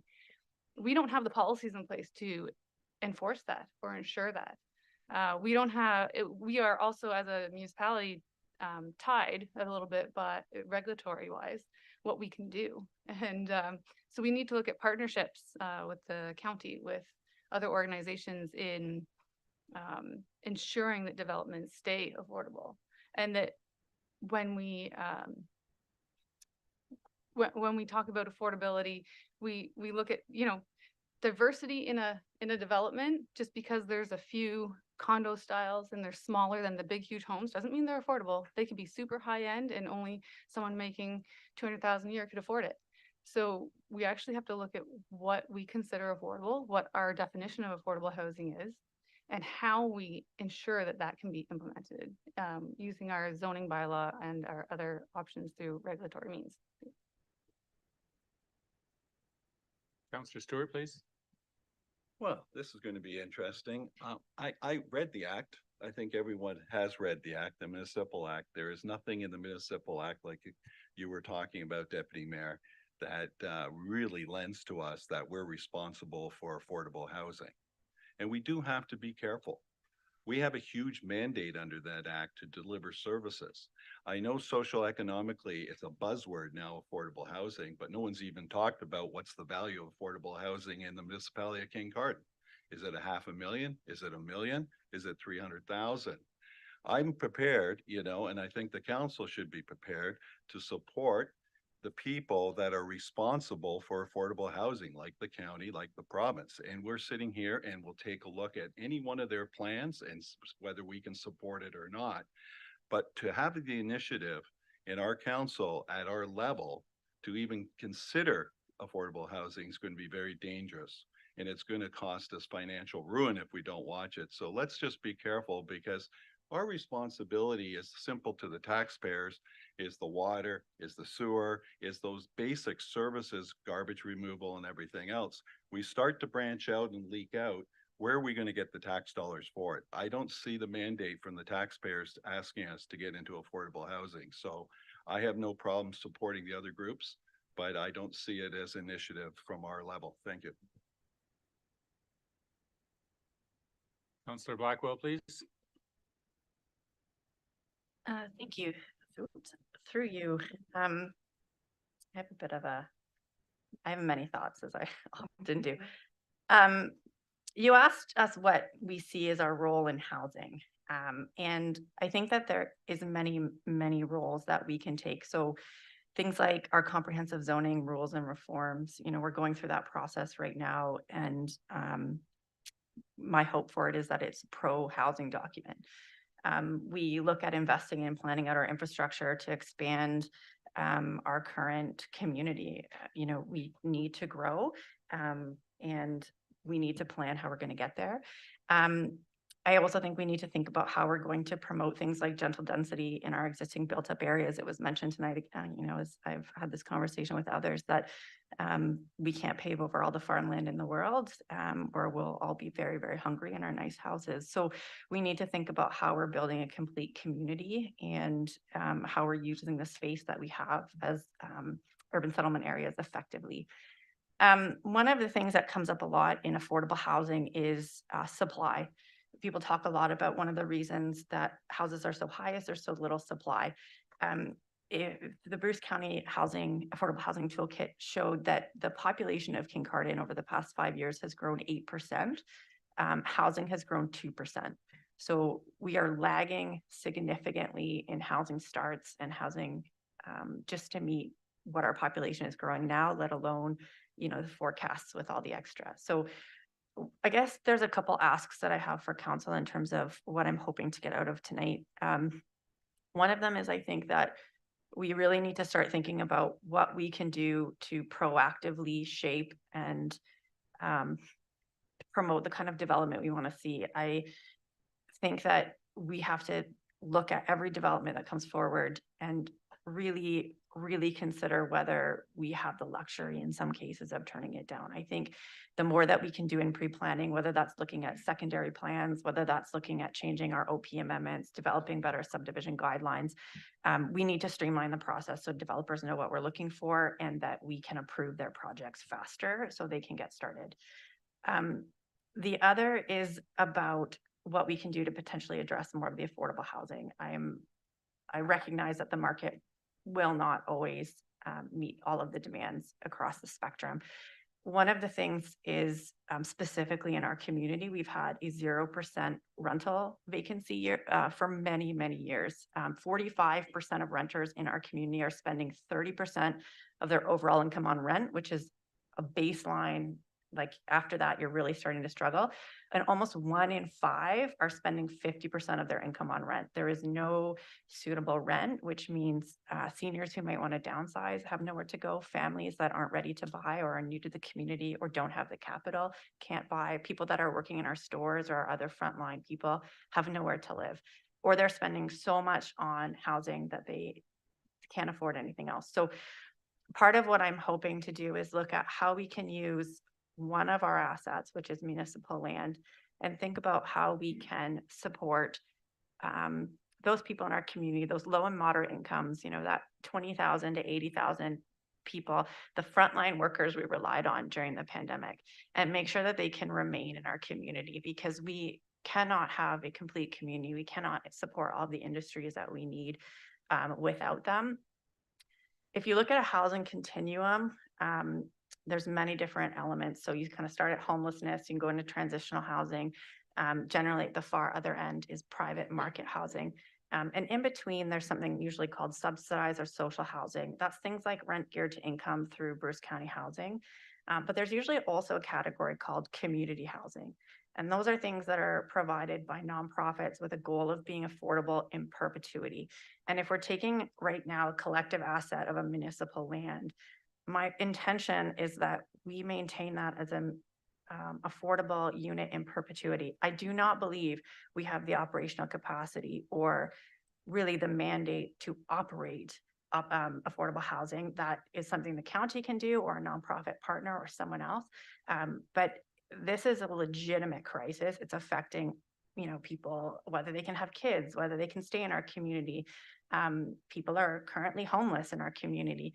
And so I think if we don't take action, if we don't recognize this as the crisis that it is, I think that it's time that we take action. And I would hope that if we are bold, that, we will find partners at the county, at the province, at the federal level, or in the nonprofit sector who are also willing to put skin in the game and support us to actually move forward. Thank you for your comments. There's a lot of wisdom and that needs to be listened to in your comments. I'm not so concerned about the what the end product looks like. It doesn't matter to me so much if it's tiny homes or townhomes or an apartment building or whatever that is. I appreciate Councillor Stewart's comments. Anything that we contribute to this, if we say we'll do the land, we'll do the permits, we'll do the connections, it's called a tax increase. That's what it equates to. So we keep that in mind. But as Councillor Blackwell has said, we will not do this by ourselves. We play a small role. It is the county, I believe, that is ultimately responsible for the maybe even the project management and the administration, even choosing the inhabitants of the project. Like, it's something that our staff is not called to do. We do not have the resources to handle that. So, and my final thing is this is not a one-time affordable. This has to be a generational affordable accommodations, whether it is, whether it's a condominium corporation or some other mechanism, but it can't be one generation affordable and then speculative. This has to be about home ownership. To that end, I'm wondering, I'm gonna just lay out a path forward, and I need your guidance about, no, I think we need to do it a different way. So from the deputy mayor's comments, we really do need a staff report to guide our directions. I think this evening, our council would be well advised to identify 2, 3, maybe 4 lots, maximum 4 parcels that we would say, these are municipal lands that we would consider at this point in time. This is just the first blush. At this point in time, these would be the lots that we would consider appropriate regarding transportation, servicing, all those sorts of things for consideration. We would direct staff to bring a report evaluating those lots. Are they appropriate? What would it take? What sort of partnerships do we look for? Where does the county sit in this? And we also look for the what the purpose of the lots is. Is it some sort of tell me what the end goal is here? Is it houses? Is it town? Like it's easier to direct staff to say this is what we're looking for, rather than guess what council's thinking about what they want to build. That's a really hard thing to do. So that is the broad framework of what I perceive the path forward. If council has a different sort of idea of where they would like to direct our staff's workload, now's the time for the conversation. Oh, Deputy Mayor, your eyebrows are just telling me a whole story. Deputy Mayor, go ahead. You have I'm just starting the conversation. I don't want to go home thinking we should have done something. I'm trying to establish, trying to find out what council wants the next step to be. Thank you, Mayor, through you. And as we're talking, somebody start figuring out what the motion's going to be that we direct staff to do. We don't have a motion on the floor at any point right now. So Deputy Mayor, go ahead. Thank you, Mayor, through you. I agree with the I think it's a good starting point for there to be a report coming back where we sort of narrow down the issues. I wasn't certain, Mayor, whether you were suggesting that we look at sort of for properties that are earmarked effectively as surplus, but if directing staff to come back with more information. Is that what you're suggesting as to what that would mean?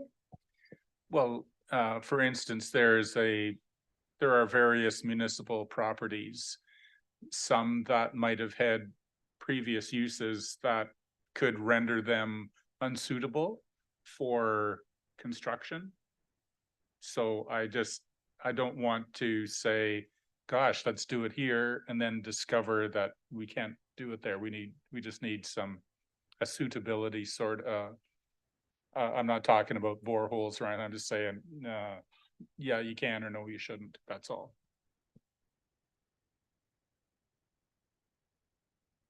Other comments? Councillor Blackwell, you had your hand up, and then Councillor Hinchberger, and then Councillor Steinhoff. Great. Thank you, through you. So I wanted to touch a little bit on your comment around, I think it's a good idea to potentially identify a couple of lands that would be good for affordable housing. As I mentioned before, our official plan basically prioritizes that as a first use case for a surplus land. But you mentioned as well, kind of talking about what we'd like the end result to be, in terms of housing form. And I think given some of the conversations I've had across the province around working with nonprofits, I think that we kind of need to make land available and then create potentially an opportunity for people to come to us to talk about what's a realistic project based on the land rather than us kind of just making it up. That's fine. I accept that reasoning. That's pretty logical to me. Councillor Hinchberger, please. Thank you through your mayor. For a moment, I'll stop talking about land and I'll call them assets. And we have different sizes and values of assets. What I hear you describing is like the end goal, that we have certain of our assets that are much more ideally suited to be potential places to have meaningful impact on affordable housing. And what I was trying to translate, those are ones where I would agree with you. If you are speaking about those, where definitely we need some input from somebody who has more experience than us about what the possibilities might be for those. Yes. The others, I feel that there are some assets that we have right now in terms of land that really have no value at all in solving the affordable housing issue. They do have value in being converted into a different form of asset that help facilitate the big issue. And I feel that tonight, I would be prepared anyways to both identify 2, 3, or 4 sites that we consider of appropriate size and location, et cetera, for which we would direct that we would like more input from those who know much more than we do about what options we have for them. And at the same time, go for some low-hanging fruit, which are start the process of converting some of our small parcels of land into ones that will help to fulfill what our goal is. CAO and then Councillor Steinhoff Gray. Sorry to interrupt. Just council may already be aware, but we do have a staff person, Alex Flanagan, is here tonight, and he is certainly able to help drive us through the municipality using our GIS tool. So he is connected. If there is a property you're interested in pulling up on the site, we can do so.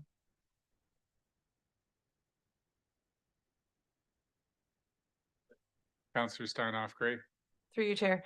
I'm not in disagreement with what we're discussing, and I enjoyed the GIS system because I could see encroachments, but from the pictorial.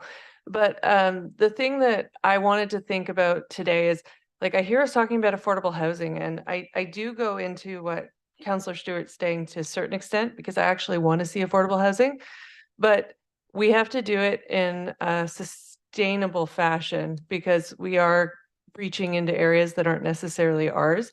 So I don't want to look at it as an isolated topic. Like, I thought today's strategic meeting wasn't just solving affordable housing, but looking strategically at our economic pillars and what we need to do for our community.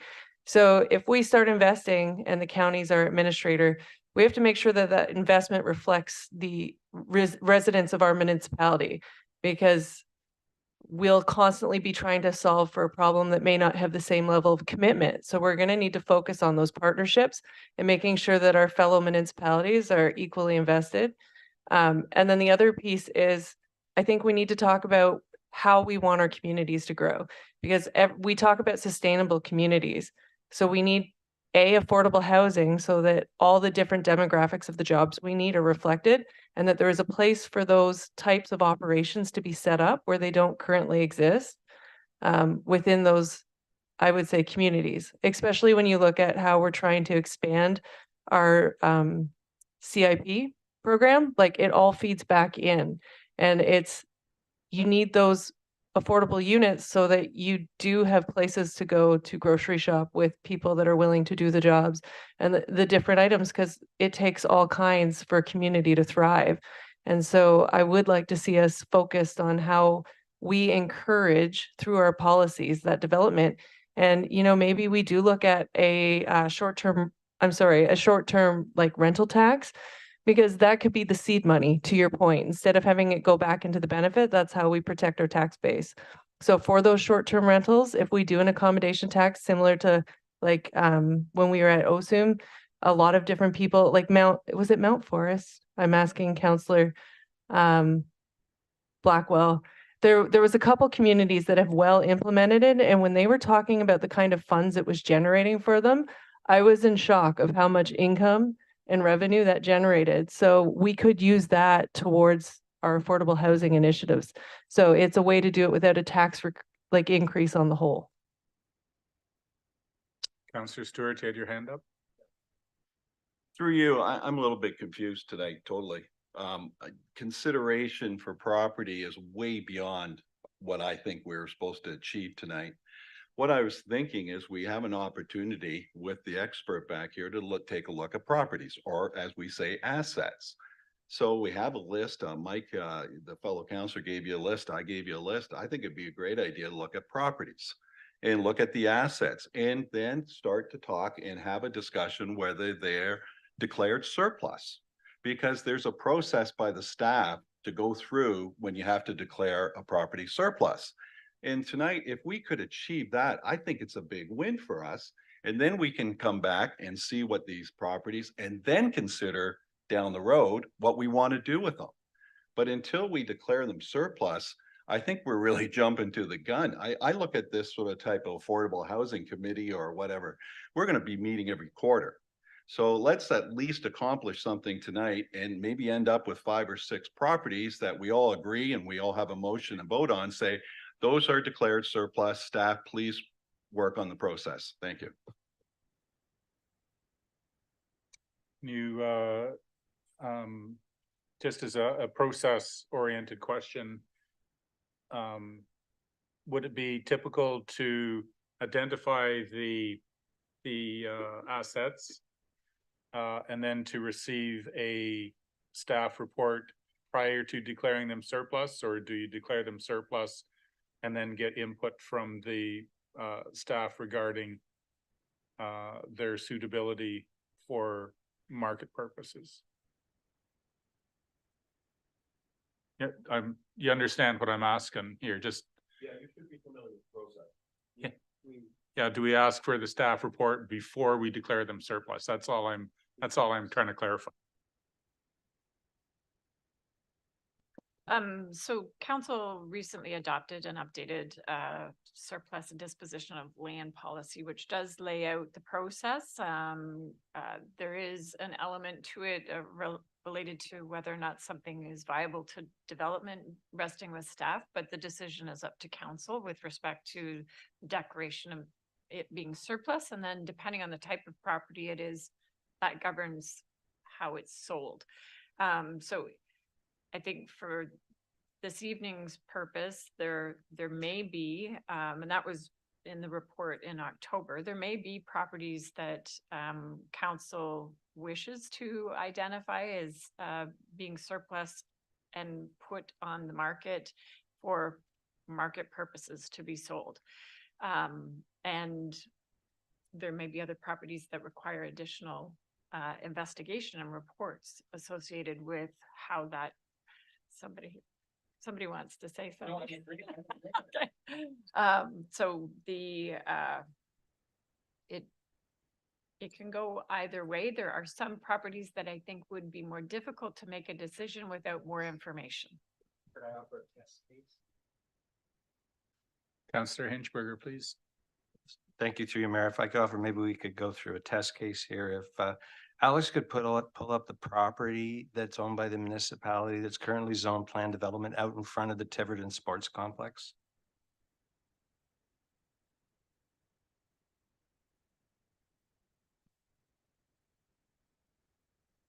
So I would say, for instance, so if we declare something surplus, it's surplus to municipal needs. Here we have an open field, zone plan development, currently used for nothing to my knowledge. So it's not fulfilling any need of the municipality. I think that this is a property here that we could declare surplus to municipal needs. And I have a motion prepared to direct staff to enter the process for disposition of lands. Recognizing that none of even this one here tonight, if we Question, did you just present that? You said you had a motion here. Did you just put that on the floor? I did not. I'd like to hear the discussion before I do it, but I'm Sorry, prepared. you can't do that. I'll do the motion.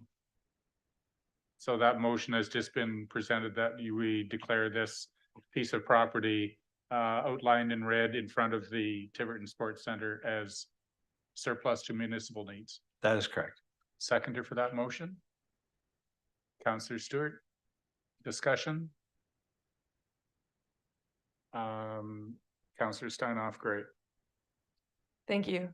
Through you, Chair. This is actually something me and Councillor Hinchberger Mister? have discussed. I'm sorry. You threw me. You went right into it. But, you know, one of the things this use case brings up for me is I was very clear, like, yes, we need more things in the village because we have to drive to Kincardine or alternatively towards Port Elgin to do a lot of these items, and there's development coming at us all over the place. But one of my big concerns was, one, am I going to get more office space? Because right now all I have is office space. I have a beautiful downtown that's all office space, which doesn't help me get a complete community. So like from a staff report perspective, I would be hoping to find out what mechanisms I could take to try to designate the land before it goes surplus so that it lends itself to the kind of commodities that are missing. Sorry. Like a commercial development, perhaps. Or the designation of commercial, Yeah. right? So that maybe it's a restaurant, it has to be a restaurant, or maybe it has to be a laundromat, because obviously transportation isn't that simple. But like there would be different designations that could be applied that would ensure that we weren't continuing on making land available that wouldn't help make a holistic community.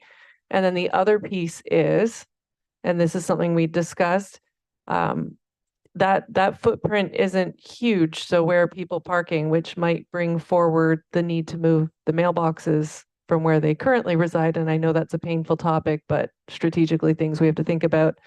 And the rugby field, right, which we've talked about, because that rugby field could be expanded upon, but that was fundraised by the Barbarian Rugby Club. They put their work and effort and helped ensure that that was developed into something that can be used and encourages activities in our community.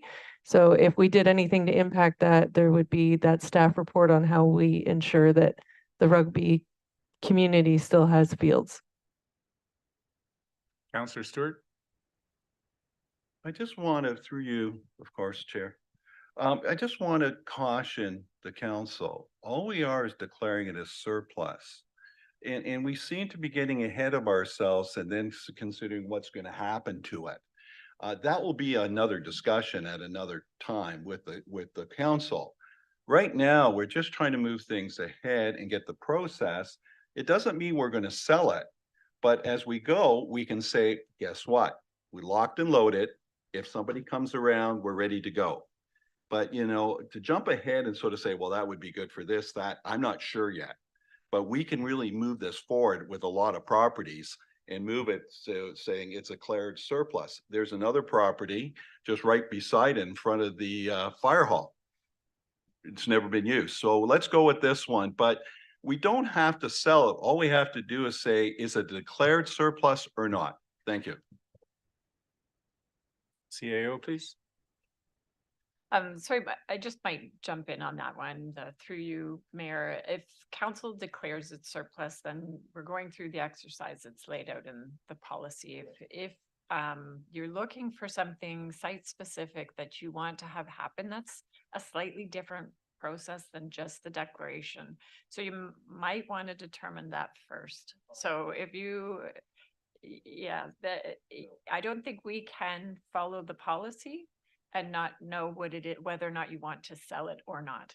So if you're declaring it surplus, then the steps are laid out as to what type of steps we're going to take in order to dispose of it. If you want to have something where it is sold with a specific use on the property, that is a slightly different approach. Because the once it's declared surplus, then it is basically out of council's hands, and it is the staff that. Sorry, that's wrong. So you want the policy or? the policy does state that it can go to sales, but the final decision is still council. And that is the whole thing. So we go through the process, we still have to make a final decision whether we're gonna sell it or not. So that is the policy.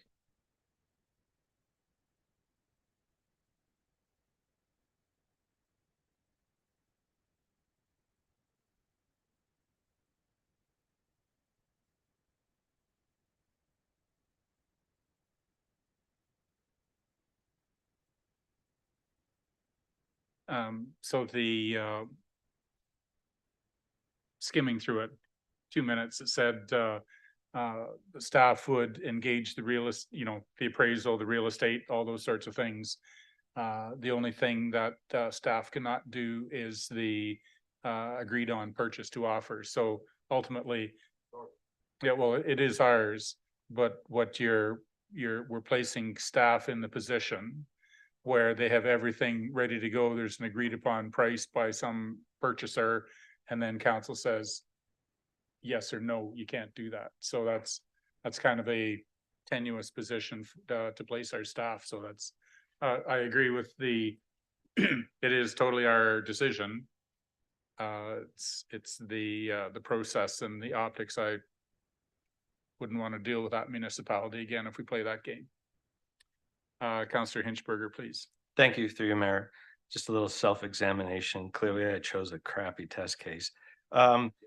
So maybe if I could just get, and maybe Dwayne would answer. So if something's zoned plan development right now, that really isn't kind of an approved use for, so somehow the zoning of that piece of property has got to change.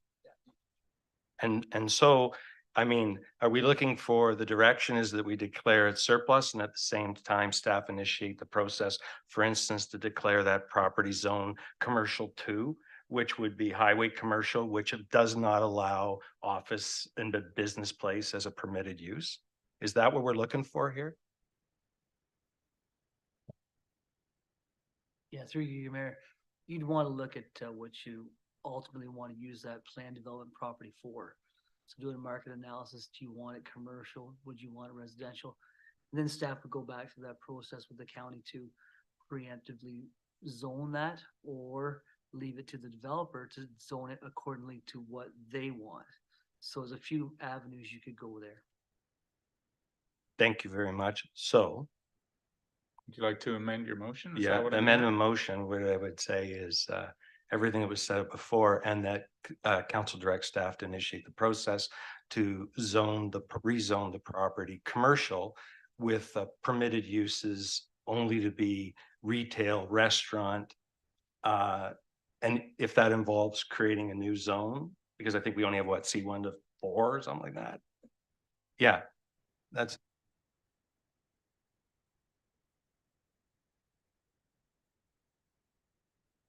Councillor Blackwell, please. Oh, just a minute. So there was a proposed amendment. Councillor Stewart, you seconded the first motion. Would you like to amend or second the amendment? No, I really don't.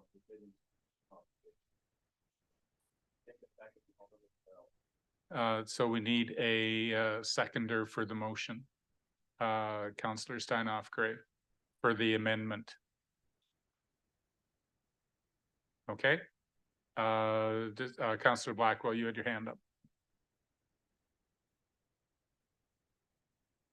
We're discussing the amendment, whether about the C commercial designation. Okay, thank you. Through you, I think my point will stand as a reference to the amendment.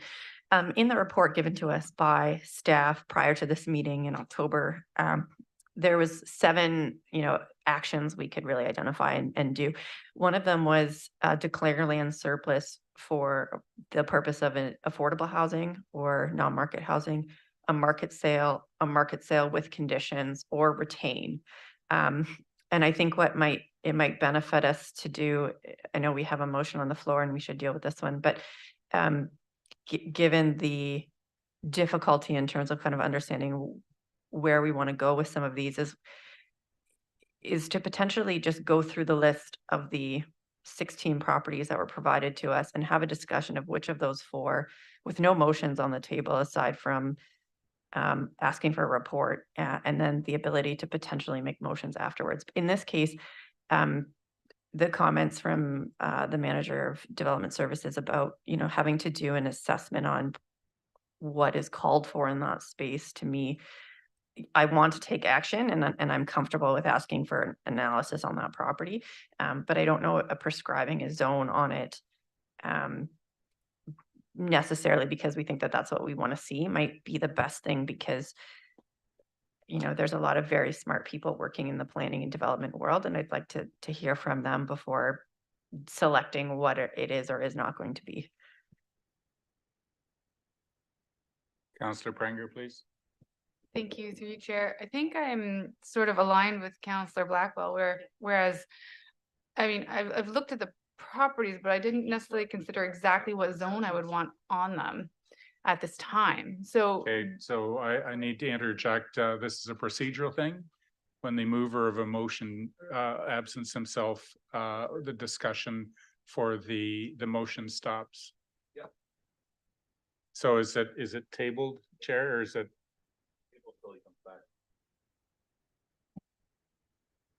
So that means the meeting stops until he's back? No, not stop, but that motion has to stop. Bio break. There we go. 5 minutes.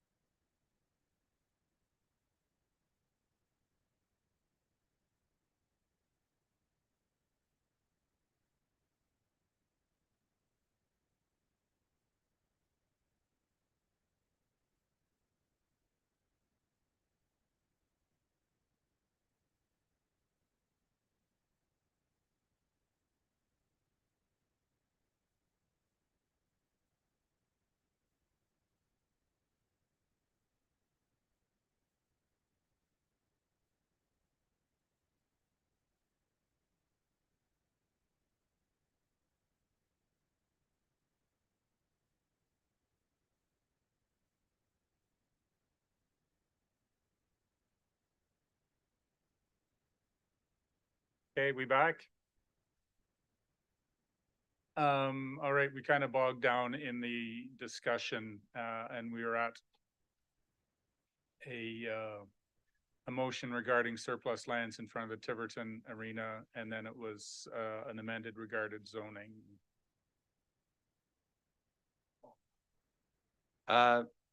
Through you, Mayor, I'll move to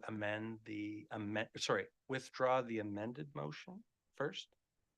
And so Withdraw the amendment, I withdraw the amendment. I move to withdraw the amendment. I would like to withdraw the amendment.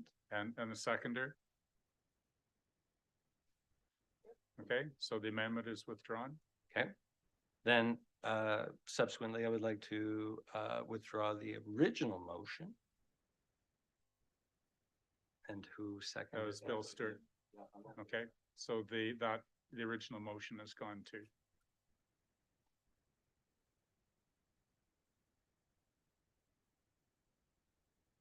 I would like to bring a motion, Mayor, through you. That motion would be for a staff to return with a report looking at land development and usage for the following: Armo, Brucedale, Elgin Market, Tiverton Cemetery, and Birchwood properties.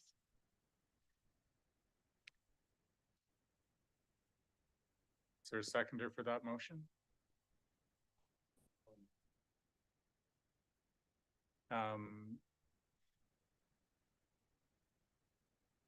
Councillor Steinhoff Gray is seconded. Okay, what, Deputy Mayor, could you, outline your expectations for that staff report? Yeah, is that what you mean, Councillor? Sorry, Mayor, through you, is that what, Councillor Stewart, is that what you mean? Or do you mean the properties itself need to? I be don't defined? understand the motion. I mean, what are you planning to end up with? The- Because right now it's open-ended. You're asking for a staff report, but what specifically are you asking the staff to do on this report, please? So, Councillor, the staff report would be for potential development uses. We went through the case study from Councillor Hinchberger, for instance, about zoning, and we were talking about the need for perhaps understanding a little bit more in terms of what that particular land would be looking like, but development uses that could be placed or positioned for those pieces of land particularly. So I think it's to look at what those lands would be used for before we declare them as surplus. It's looking at whether or not it makes economic and viable sense for them to be declared as surplus and sold.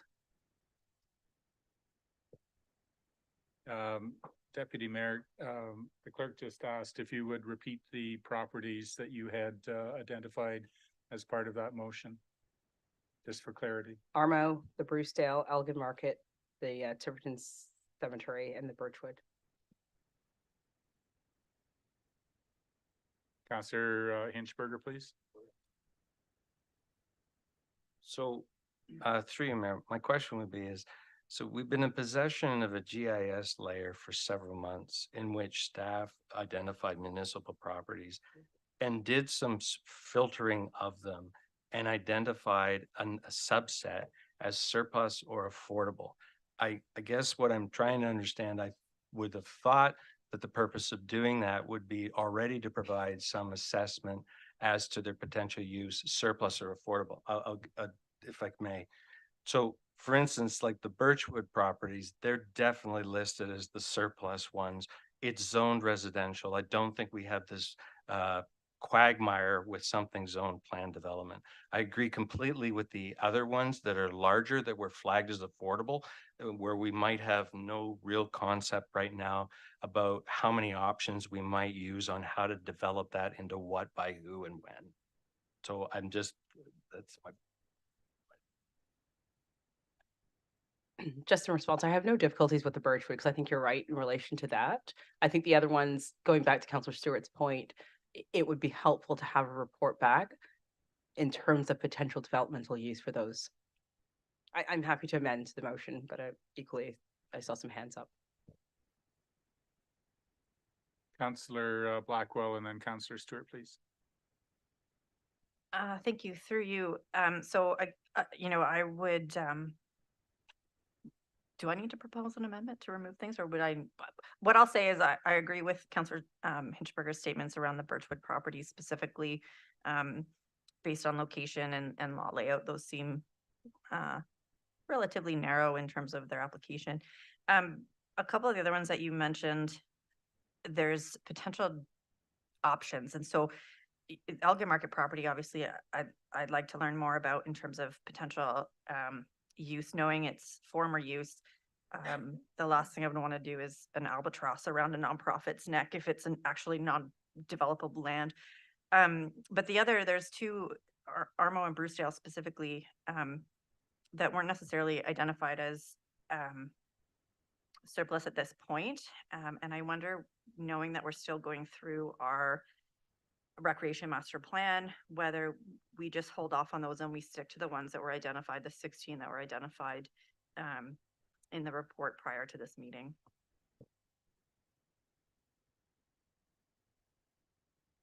Councillor Stewart, please. Yes, I can't really support it, but definitely I'd like to do a friendly amendment to remove the 2 Birchwood properties from your original motion. Will you accept that? Yes.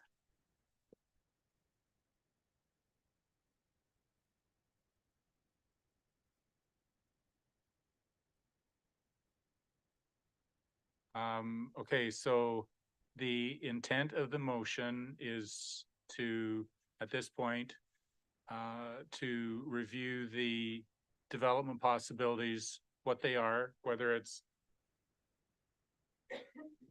staff has the list of criteria to identify, I'm sure somewhere back in there. And we're going to get a report, and from that, we will say, yes, we will dispose of that. No, we won't. We'll do something else.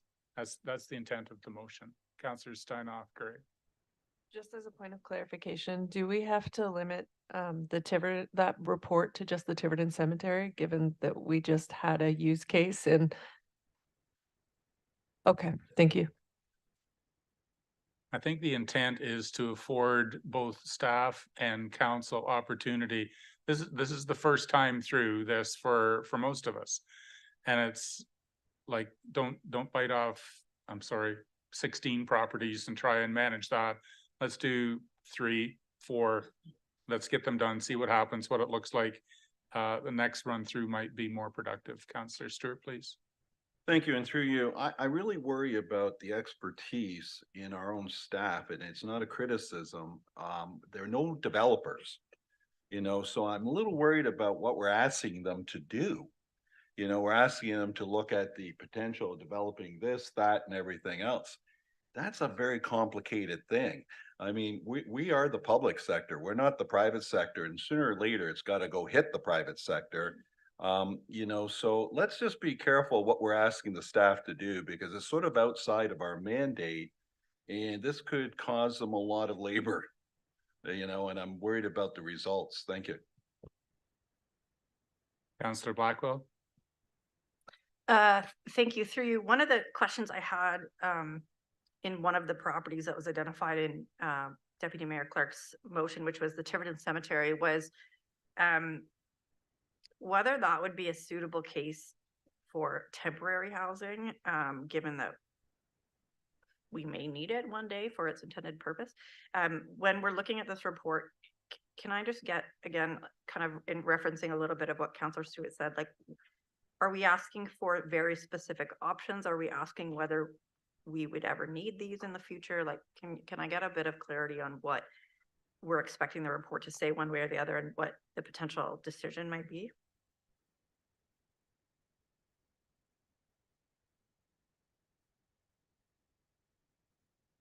For you. So when the request first came from council to look at potential properties that could be declared surplus, we reviewed the inventory of all of the properties and looked at ones that we thought had the potential for development, that someone else could develop the property, and that there was the ability for us to do without. So each of the ones that were identified in that list that you referenced, staff reviewed within that context. So it was thinking about do we actually need that much land for the cemetery? And on our review, we said, we don't think we probably do need that much land. So there's the potential for declaring some of that cemetery site surplus to our needs, and seeing whether or not there is a different use for that property. So each of the ones that were identified in that original listing have been, as I mentioned, reviewed within the context of, is there servicing? Is it developable? Could you get a building permit? That type of thought. Yes. Follow up, please. So if you're kind of saying to me that they've been evaluated already through that lens, what additional information would we be hoping for in a staff report?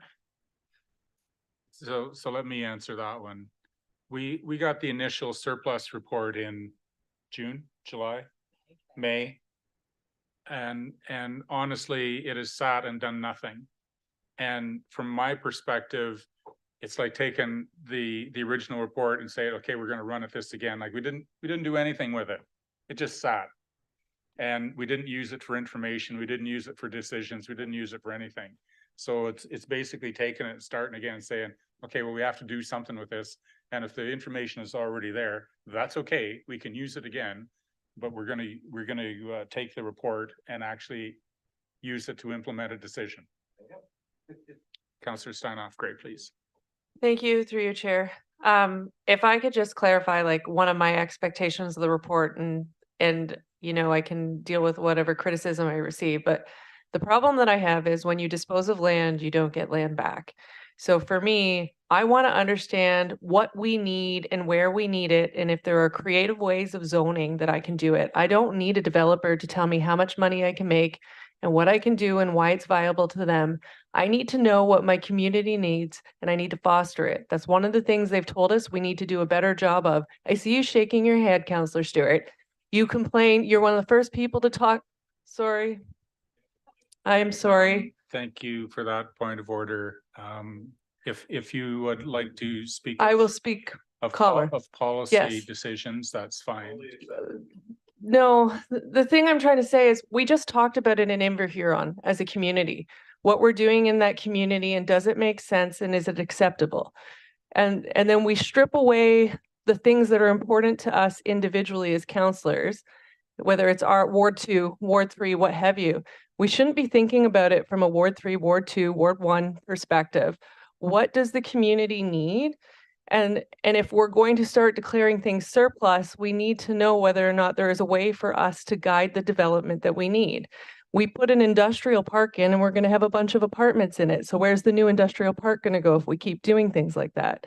So all I'm saying is there needs to be a tangible plan, and that's what I would want to see in a staff report, so that if there is something I can do from a council perspective in what I'm legislated and able to do, I can try to direct development in a way that makes sense so that my municipality develops in a way that's sustainable and actually makes sense for the people living here, as opposed to a piecemeal knee-jerk surplus this and that.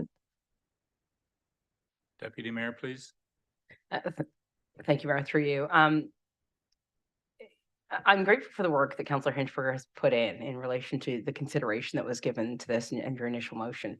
I think from my perspective, when I initially spoke, it was about really getting a staff report and looking at the capabilities and mechanisms of what we're hoping to do. So for me, perhaps just piggybacking on what Councillor Steinoff-Gray has said, I want there to be perhaps a different lens that's looked at when the staff report comes back. So not simply, yes, we could do without this parcel of land, but within the framework of this is what we could do with it. So obviously the selling off is if it's declared surplus, is what would happen.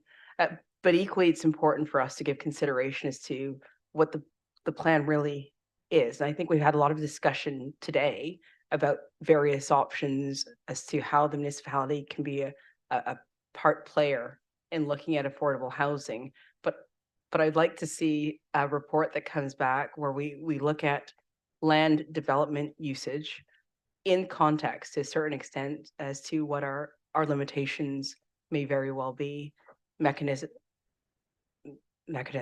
Okay. Counselor Blackwell, Hinchberger, Stewart, please. Thank you. Through you, I appreciate the words of Councillor Son of Gray and Councillor Clark. Or Deputy Mayor Clark, apologies. One of the things then perhaps that would be helpful for me is for this staff report identifying perhaps what one of our preferences is and asking them what other options are there or whether that's an appropriate use. Like, I think we need to provide some sort of direction rather than just a generic report. I think we need to discuss a little bit about what's our priorities. Like, for example, the Elgin Market site was identified as a potential affordable housing. So my preference as part of the staff report coming back would be, what are the considerations to look at potentially building affordable there? For the Tiverton Cemetery, my preference would be looking at potentially housing in that location, whether that's temporary or permanent. And so those would be kind of part of the direction that I would potentially like to see added in, so that we're getting something back that we feel like we can use, and also requesting staff to use their expertise and knowledge to provide us with alternatives that may be more appropriate. Counselor Hinchberger, please. Thank you, through you, Mayor. So the motion on the table remains which one? It's Deputy Mayor Clark's. No, there's no amendment. Took out the 2 virtual properties. My suggestion was we should have kept the 2 Birchwood ones and dealt with it separate, like that. No, when you say took the Birchwood ones out, we're only considering a direction on Birchwood, or not? See, I thought we were considering the direction on the Tiverton Park Cemetery and Elgin Market. I think the easier one would have been, I really wish at the beginning I could have a do-over and I would have went with the 2 Birchwood properties first. I'm gonna have Counselor Stewart, please. Just to clarify, and I'm going to apologize to my fellow counselor, and apology accepted, and I hope you apologize. It wasn't really my intent to do that. I guess one of the things is that from my experience, we've already decided what the municipality is going to look like. It's called the official plan. And then we have a great opportunity to council, and this poor gentleman down here is just sweating bullets, I know, Chief, but because we're going to do the comprehensive, that's the actual zoning, and that will really come into play what we want to do with parcels of property. Prior to doing amendments and going through the cost, we're going to have a great opportunity to look at that. I would think that we need to go to a vote here, because I'd like to bring some more motions that are a little more simpler for us to maybe understand. Thank you. So you just called the question on that, Counselor Stewart? You just called the question on that? Ask for the vote? Okay. Ask for the vote. Yep. So I'll have the clerk read the motion just for clarity. Okay, so it's that staff be directed to bring a report back on the following properties regarding their potential land development uses. And it would be Armo Women's Institute, which is at 806 concession 7, Brucedale Community Center, which is 1046 concession 12, Elgin Market Park and former landfill, which is 40 Queen Street East, and then the Tiverton Cemetery expansion, which is King Street in Tiverton. You've heard the motion. All in favor? Anyone opposed? And that's carried. Counselor Stewart, please. I'm going to try to simplify this. I would like to make a motion to declare surplus the properties known on Albert Street as Lot 2, Lot 3, Lot 4. And these properties would be up for sale, potentially new residential, new tax base. Could you please put the properties up for viewing?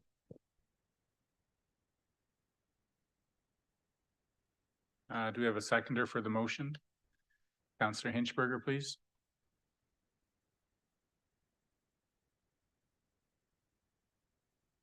Further discussion?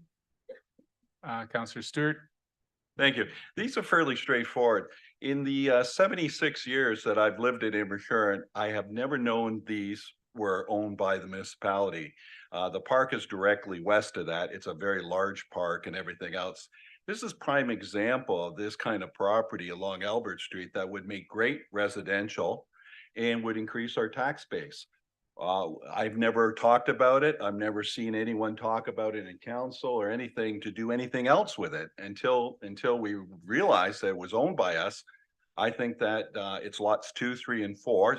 It looks like it's one big piece there, but it's described as lot 2, 3, and 4. I would like to declare this as surplus and proceed with a possible sale. Thank you. Councillor Hinchberger, please. Yeah, it doesn't show it on the map here. I'd just like to verify. I'm pretty sure the answer is this is already zone residential. So we're not going to get into this, this quagmire like we did with something zone plan development.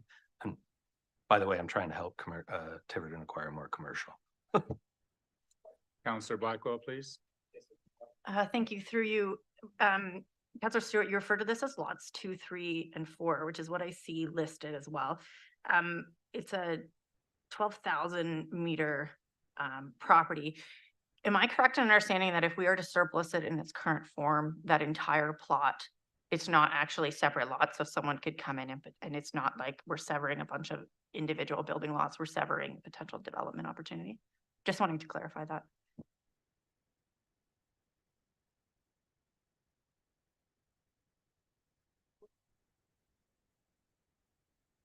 Can you shed any light on this, manager, please? Yeah, through you, Mayor. I don't know, Alex, if you could turn the zoning layer on that one. Or the parcel fabric on that, but it is residential. Okay, and then we do have our parcel fabric. Is that available that we could turn that on? If not, I could definitely go back through and pull the parcel abstract and find out if there's 3 separate lots. Okay, very good. So we have 3 separate lots down on Albert Street. Lots 2, 3, and 4. Any more discussion? All in favor of declaring them surplus? Thank you. Anyone opposed? That's carried. Councillor Stewart, please.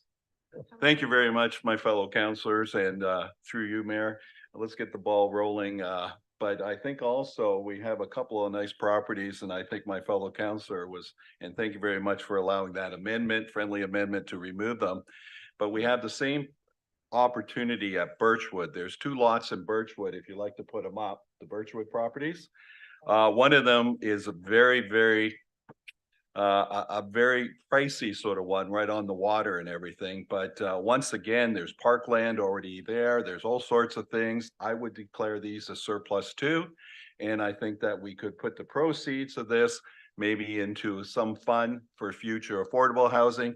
But I don't really see a need right now to keep them under our asset base. So I would like to declare these surplus, and I need somebody to second it. So there's a motion on the floor. Is there a seconder for that motion? Councillor Kennedy?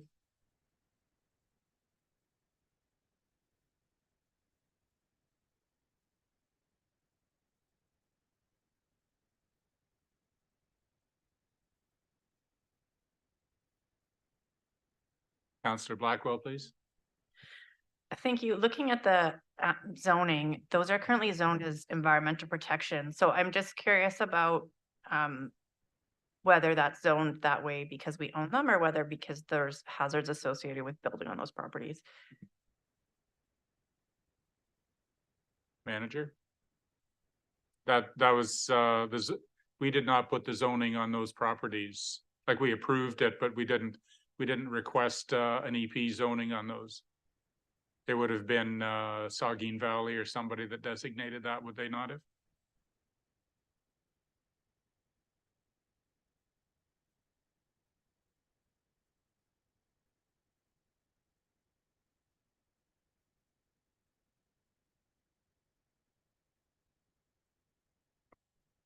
Councillor Prenger?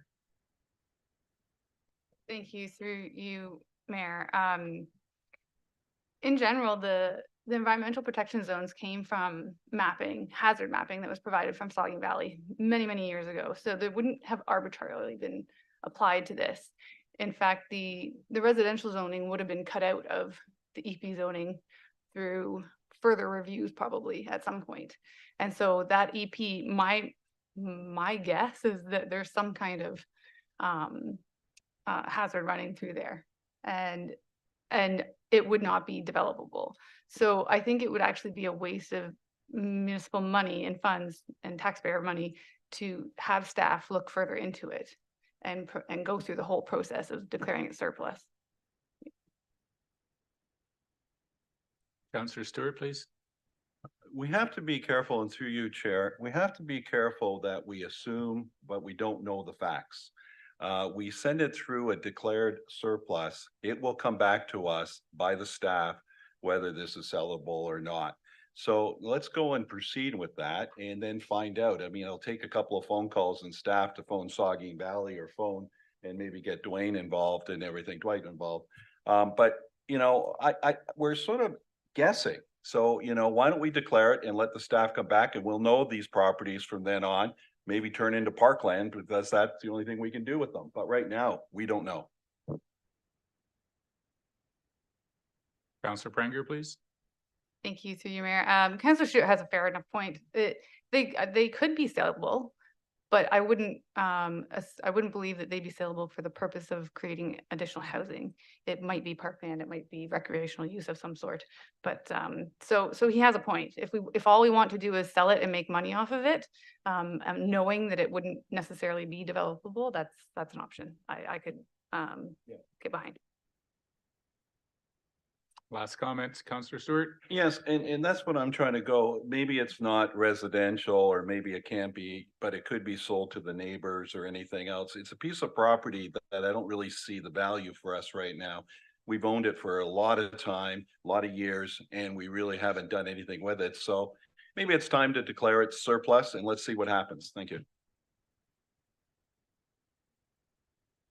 So I have a motion on the floor regarding declaring 2 lots in Birchwood surplus.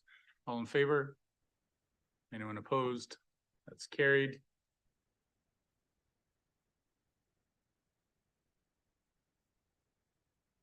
Councillor Pranger, please. Thank you, through you, Mayor. I'd like to go to Burvey, please. There's a property in Burvey that's had a proposal for purchase that's been presented to the municipality on numerous occasions that we've now identified as potentially surplus. So I'd like to put a motion out to council that we declare surplus the western portion of the property located at 543 Burvey Side Road, roll number 4108210001222100, commonly known as the Burvey Community Park. Per the site plan in the proposal of purchase from Adam Kramer, and that council directs staff to commence the sale process per policy as noted in, do I have to keep saying this? Do I have to keep going all the way? Yes. Okay, sorry. Yes. I will keep going. Per policy admin .03, sale and disposition of land policy, and the sorry, I had it written really messily because I was scribbling. Procedures for disposal by real estate firm or broker. I could stop there. I would have a question for our clerk, though. Is there? Oh, just a minute. Do we have a seconder for the motion? Yeah. Councillor Blackwell. Thank you. Before seconding or proceeding along, I don't know if it's a point of procedure. Councillor Pranger, I heard you mention a specific buyer, which I don't believe is aligned with our policy. Am I correct in that?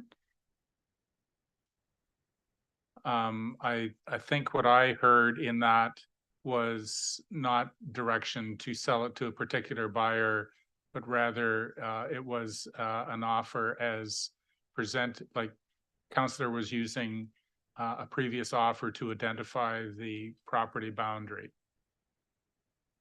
Do we have a seconder for the motion?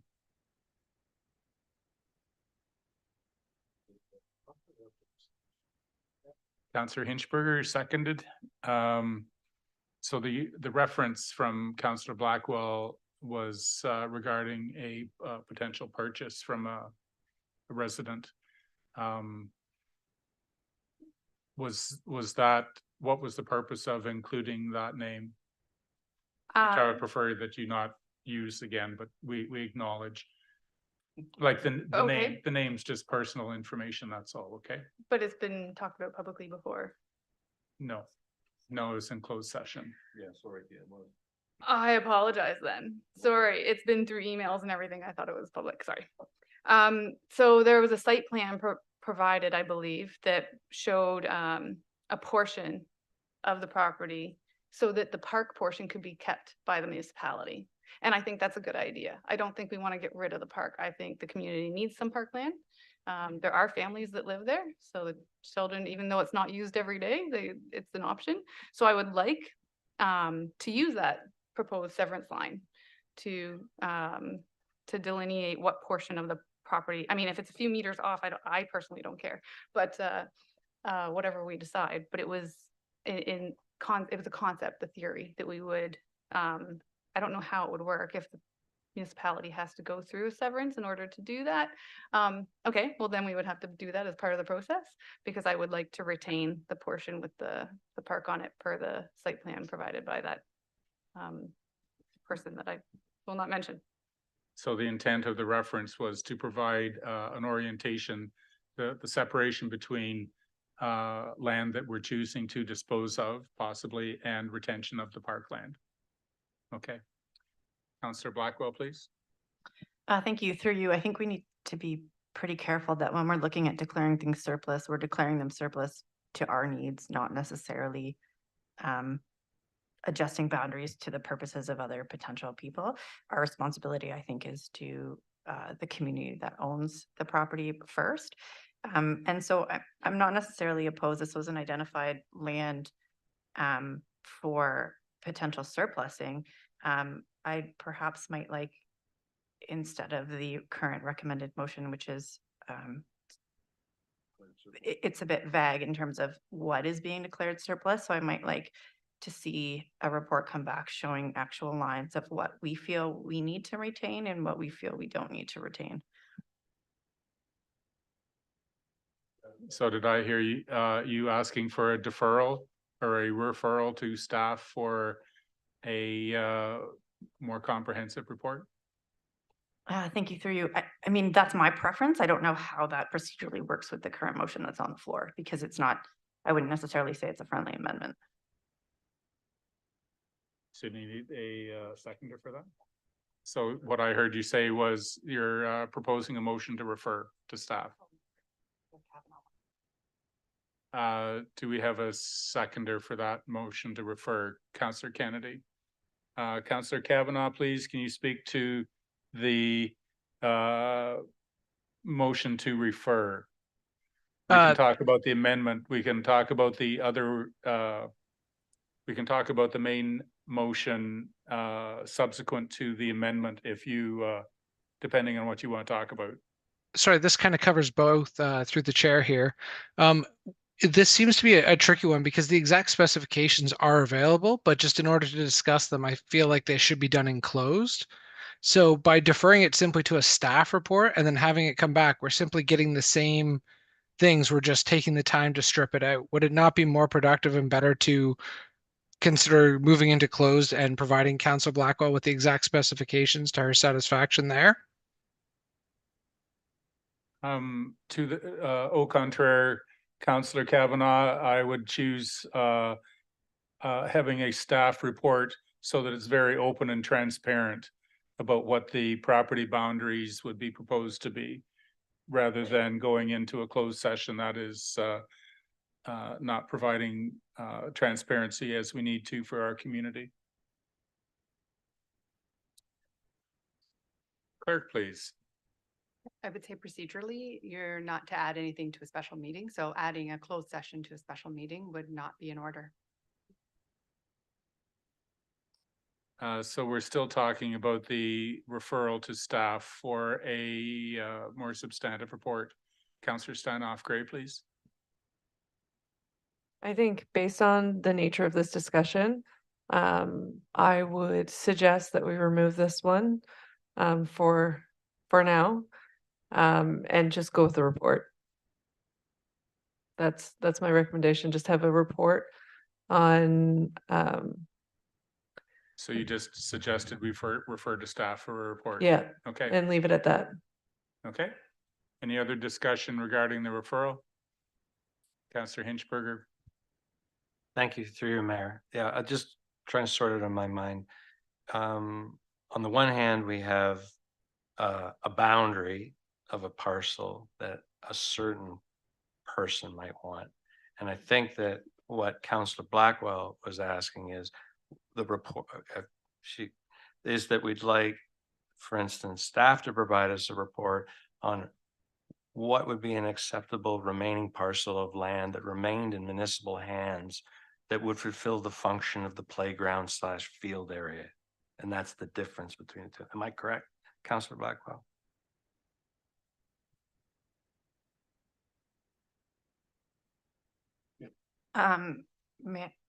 I think through you, Chair, I think, yeah, I don't really have anything else to add to that. I think that we are needing to focus on what we want for the property and make decisions based on that. So we're still talking about the referral here, Councillor Prenger? Thank you, through you, Chair. The property has been, as a whole, has been identified as potentially something we consider as surplus. What I'm suggesting is that the community of Burby might not like that idea. They might want to retain the portion, at least, that is the park.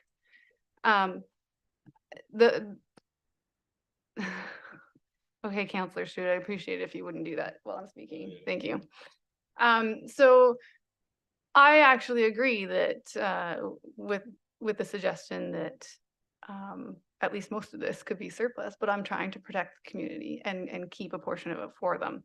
And it's been suggested before and I've seen it and I thought it was actually a good, the site plan was reasonable and made sense. And if we're going to declare something surplus and it's not something that can be residential because it's fully enclosed, there's no access, that kind of thing, then we would probably be allowing it to be sold for commercial purposes or for development purposes. So to me, referring it is a waste of time and resources. But that's just my opinion. I think we actually have a reasonable approach in front of us. Councillor Stewart, please. Apologize to my fellow councillor. The community will be up in arms against this for sure.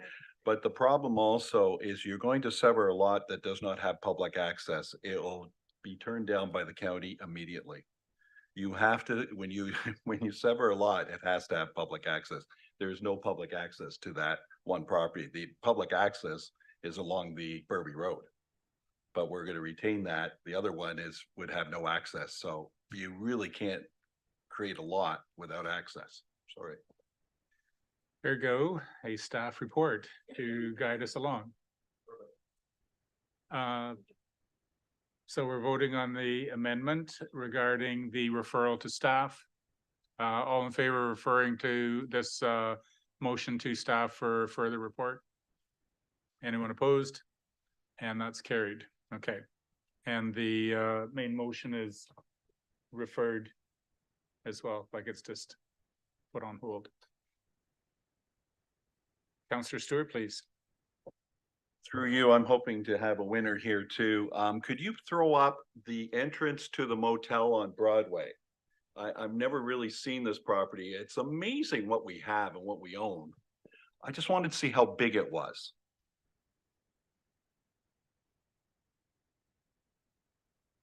Whoa, whoa. So there's a driveway access to Broadway. So That's the Broadway Motel. that's confirmed. Okay.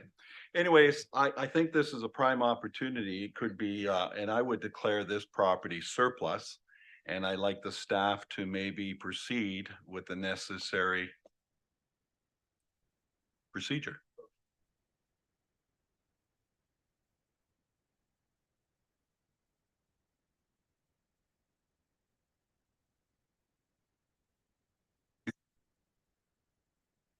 Is there a seconder for the motion? Councillor Hinchberger? Discussion? All in favor?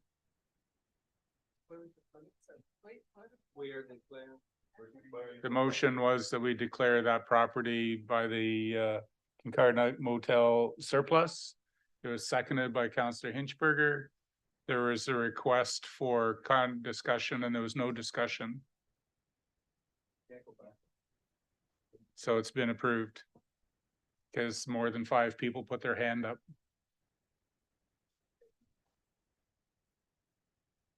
Is there anyone opposed?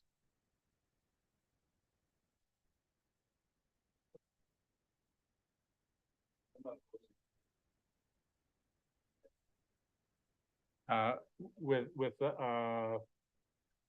we have 5 minutes left in this meeting. We have 5 minutes left in this meeting. Okay. Councillor Steinoff Gray, please.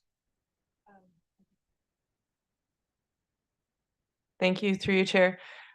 Just in respect to some of the ideas I've heard from my peers, I'm sorry, I'm going to not necessarily put forward a report. I'm going to put forward a report request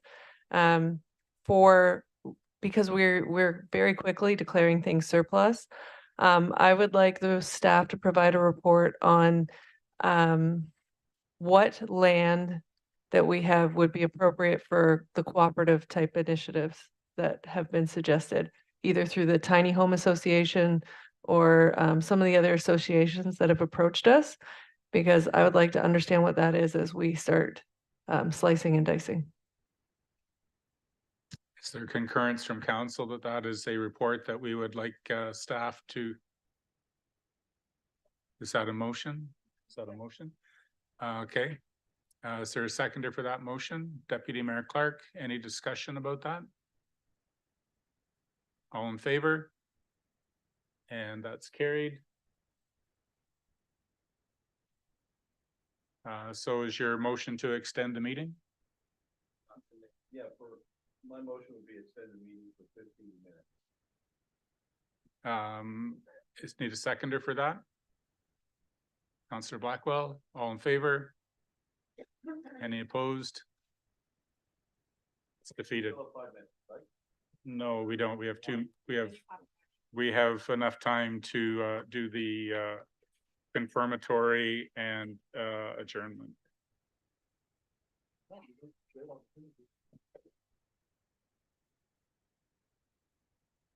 So we need a mover and seconder that bylaw to confirm the proceedings of the Council of the Corporation of the Municipality of Kincardine of November 27th.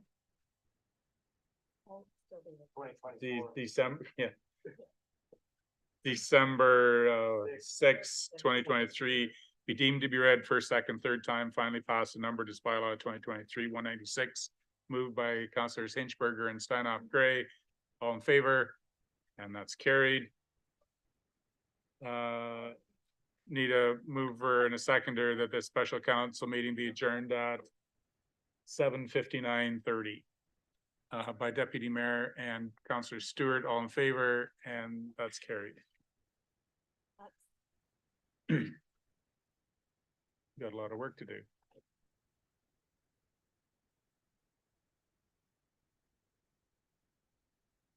Thank you, Councillor Kavanaugh. Thank you very much. Have a wonderful night.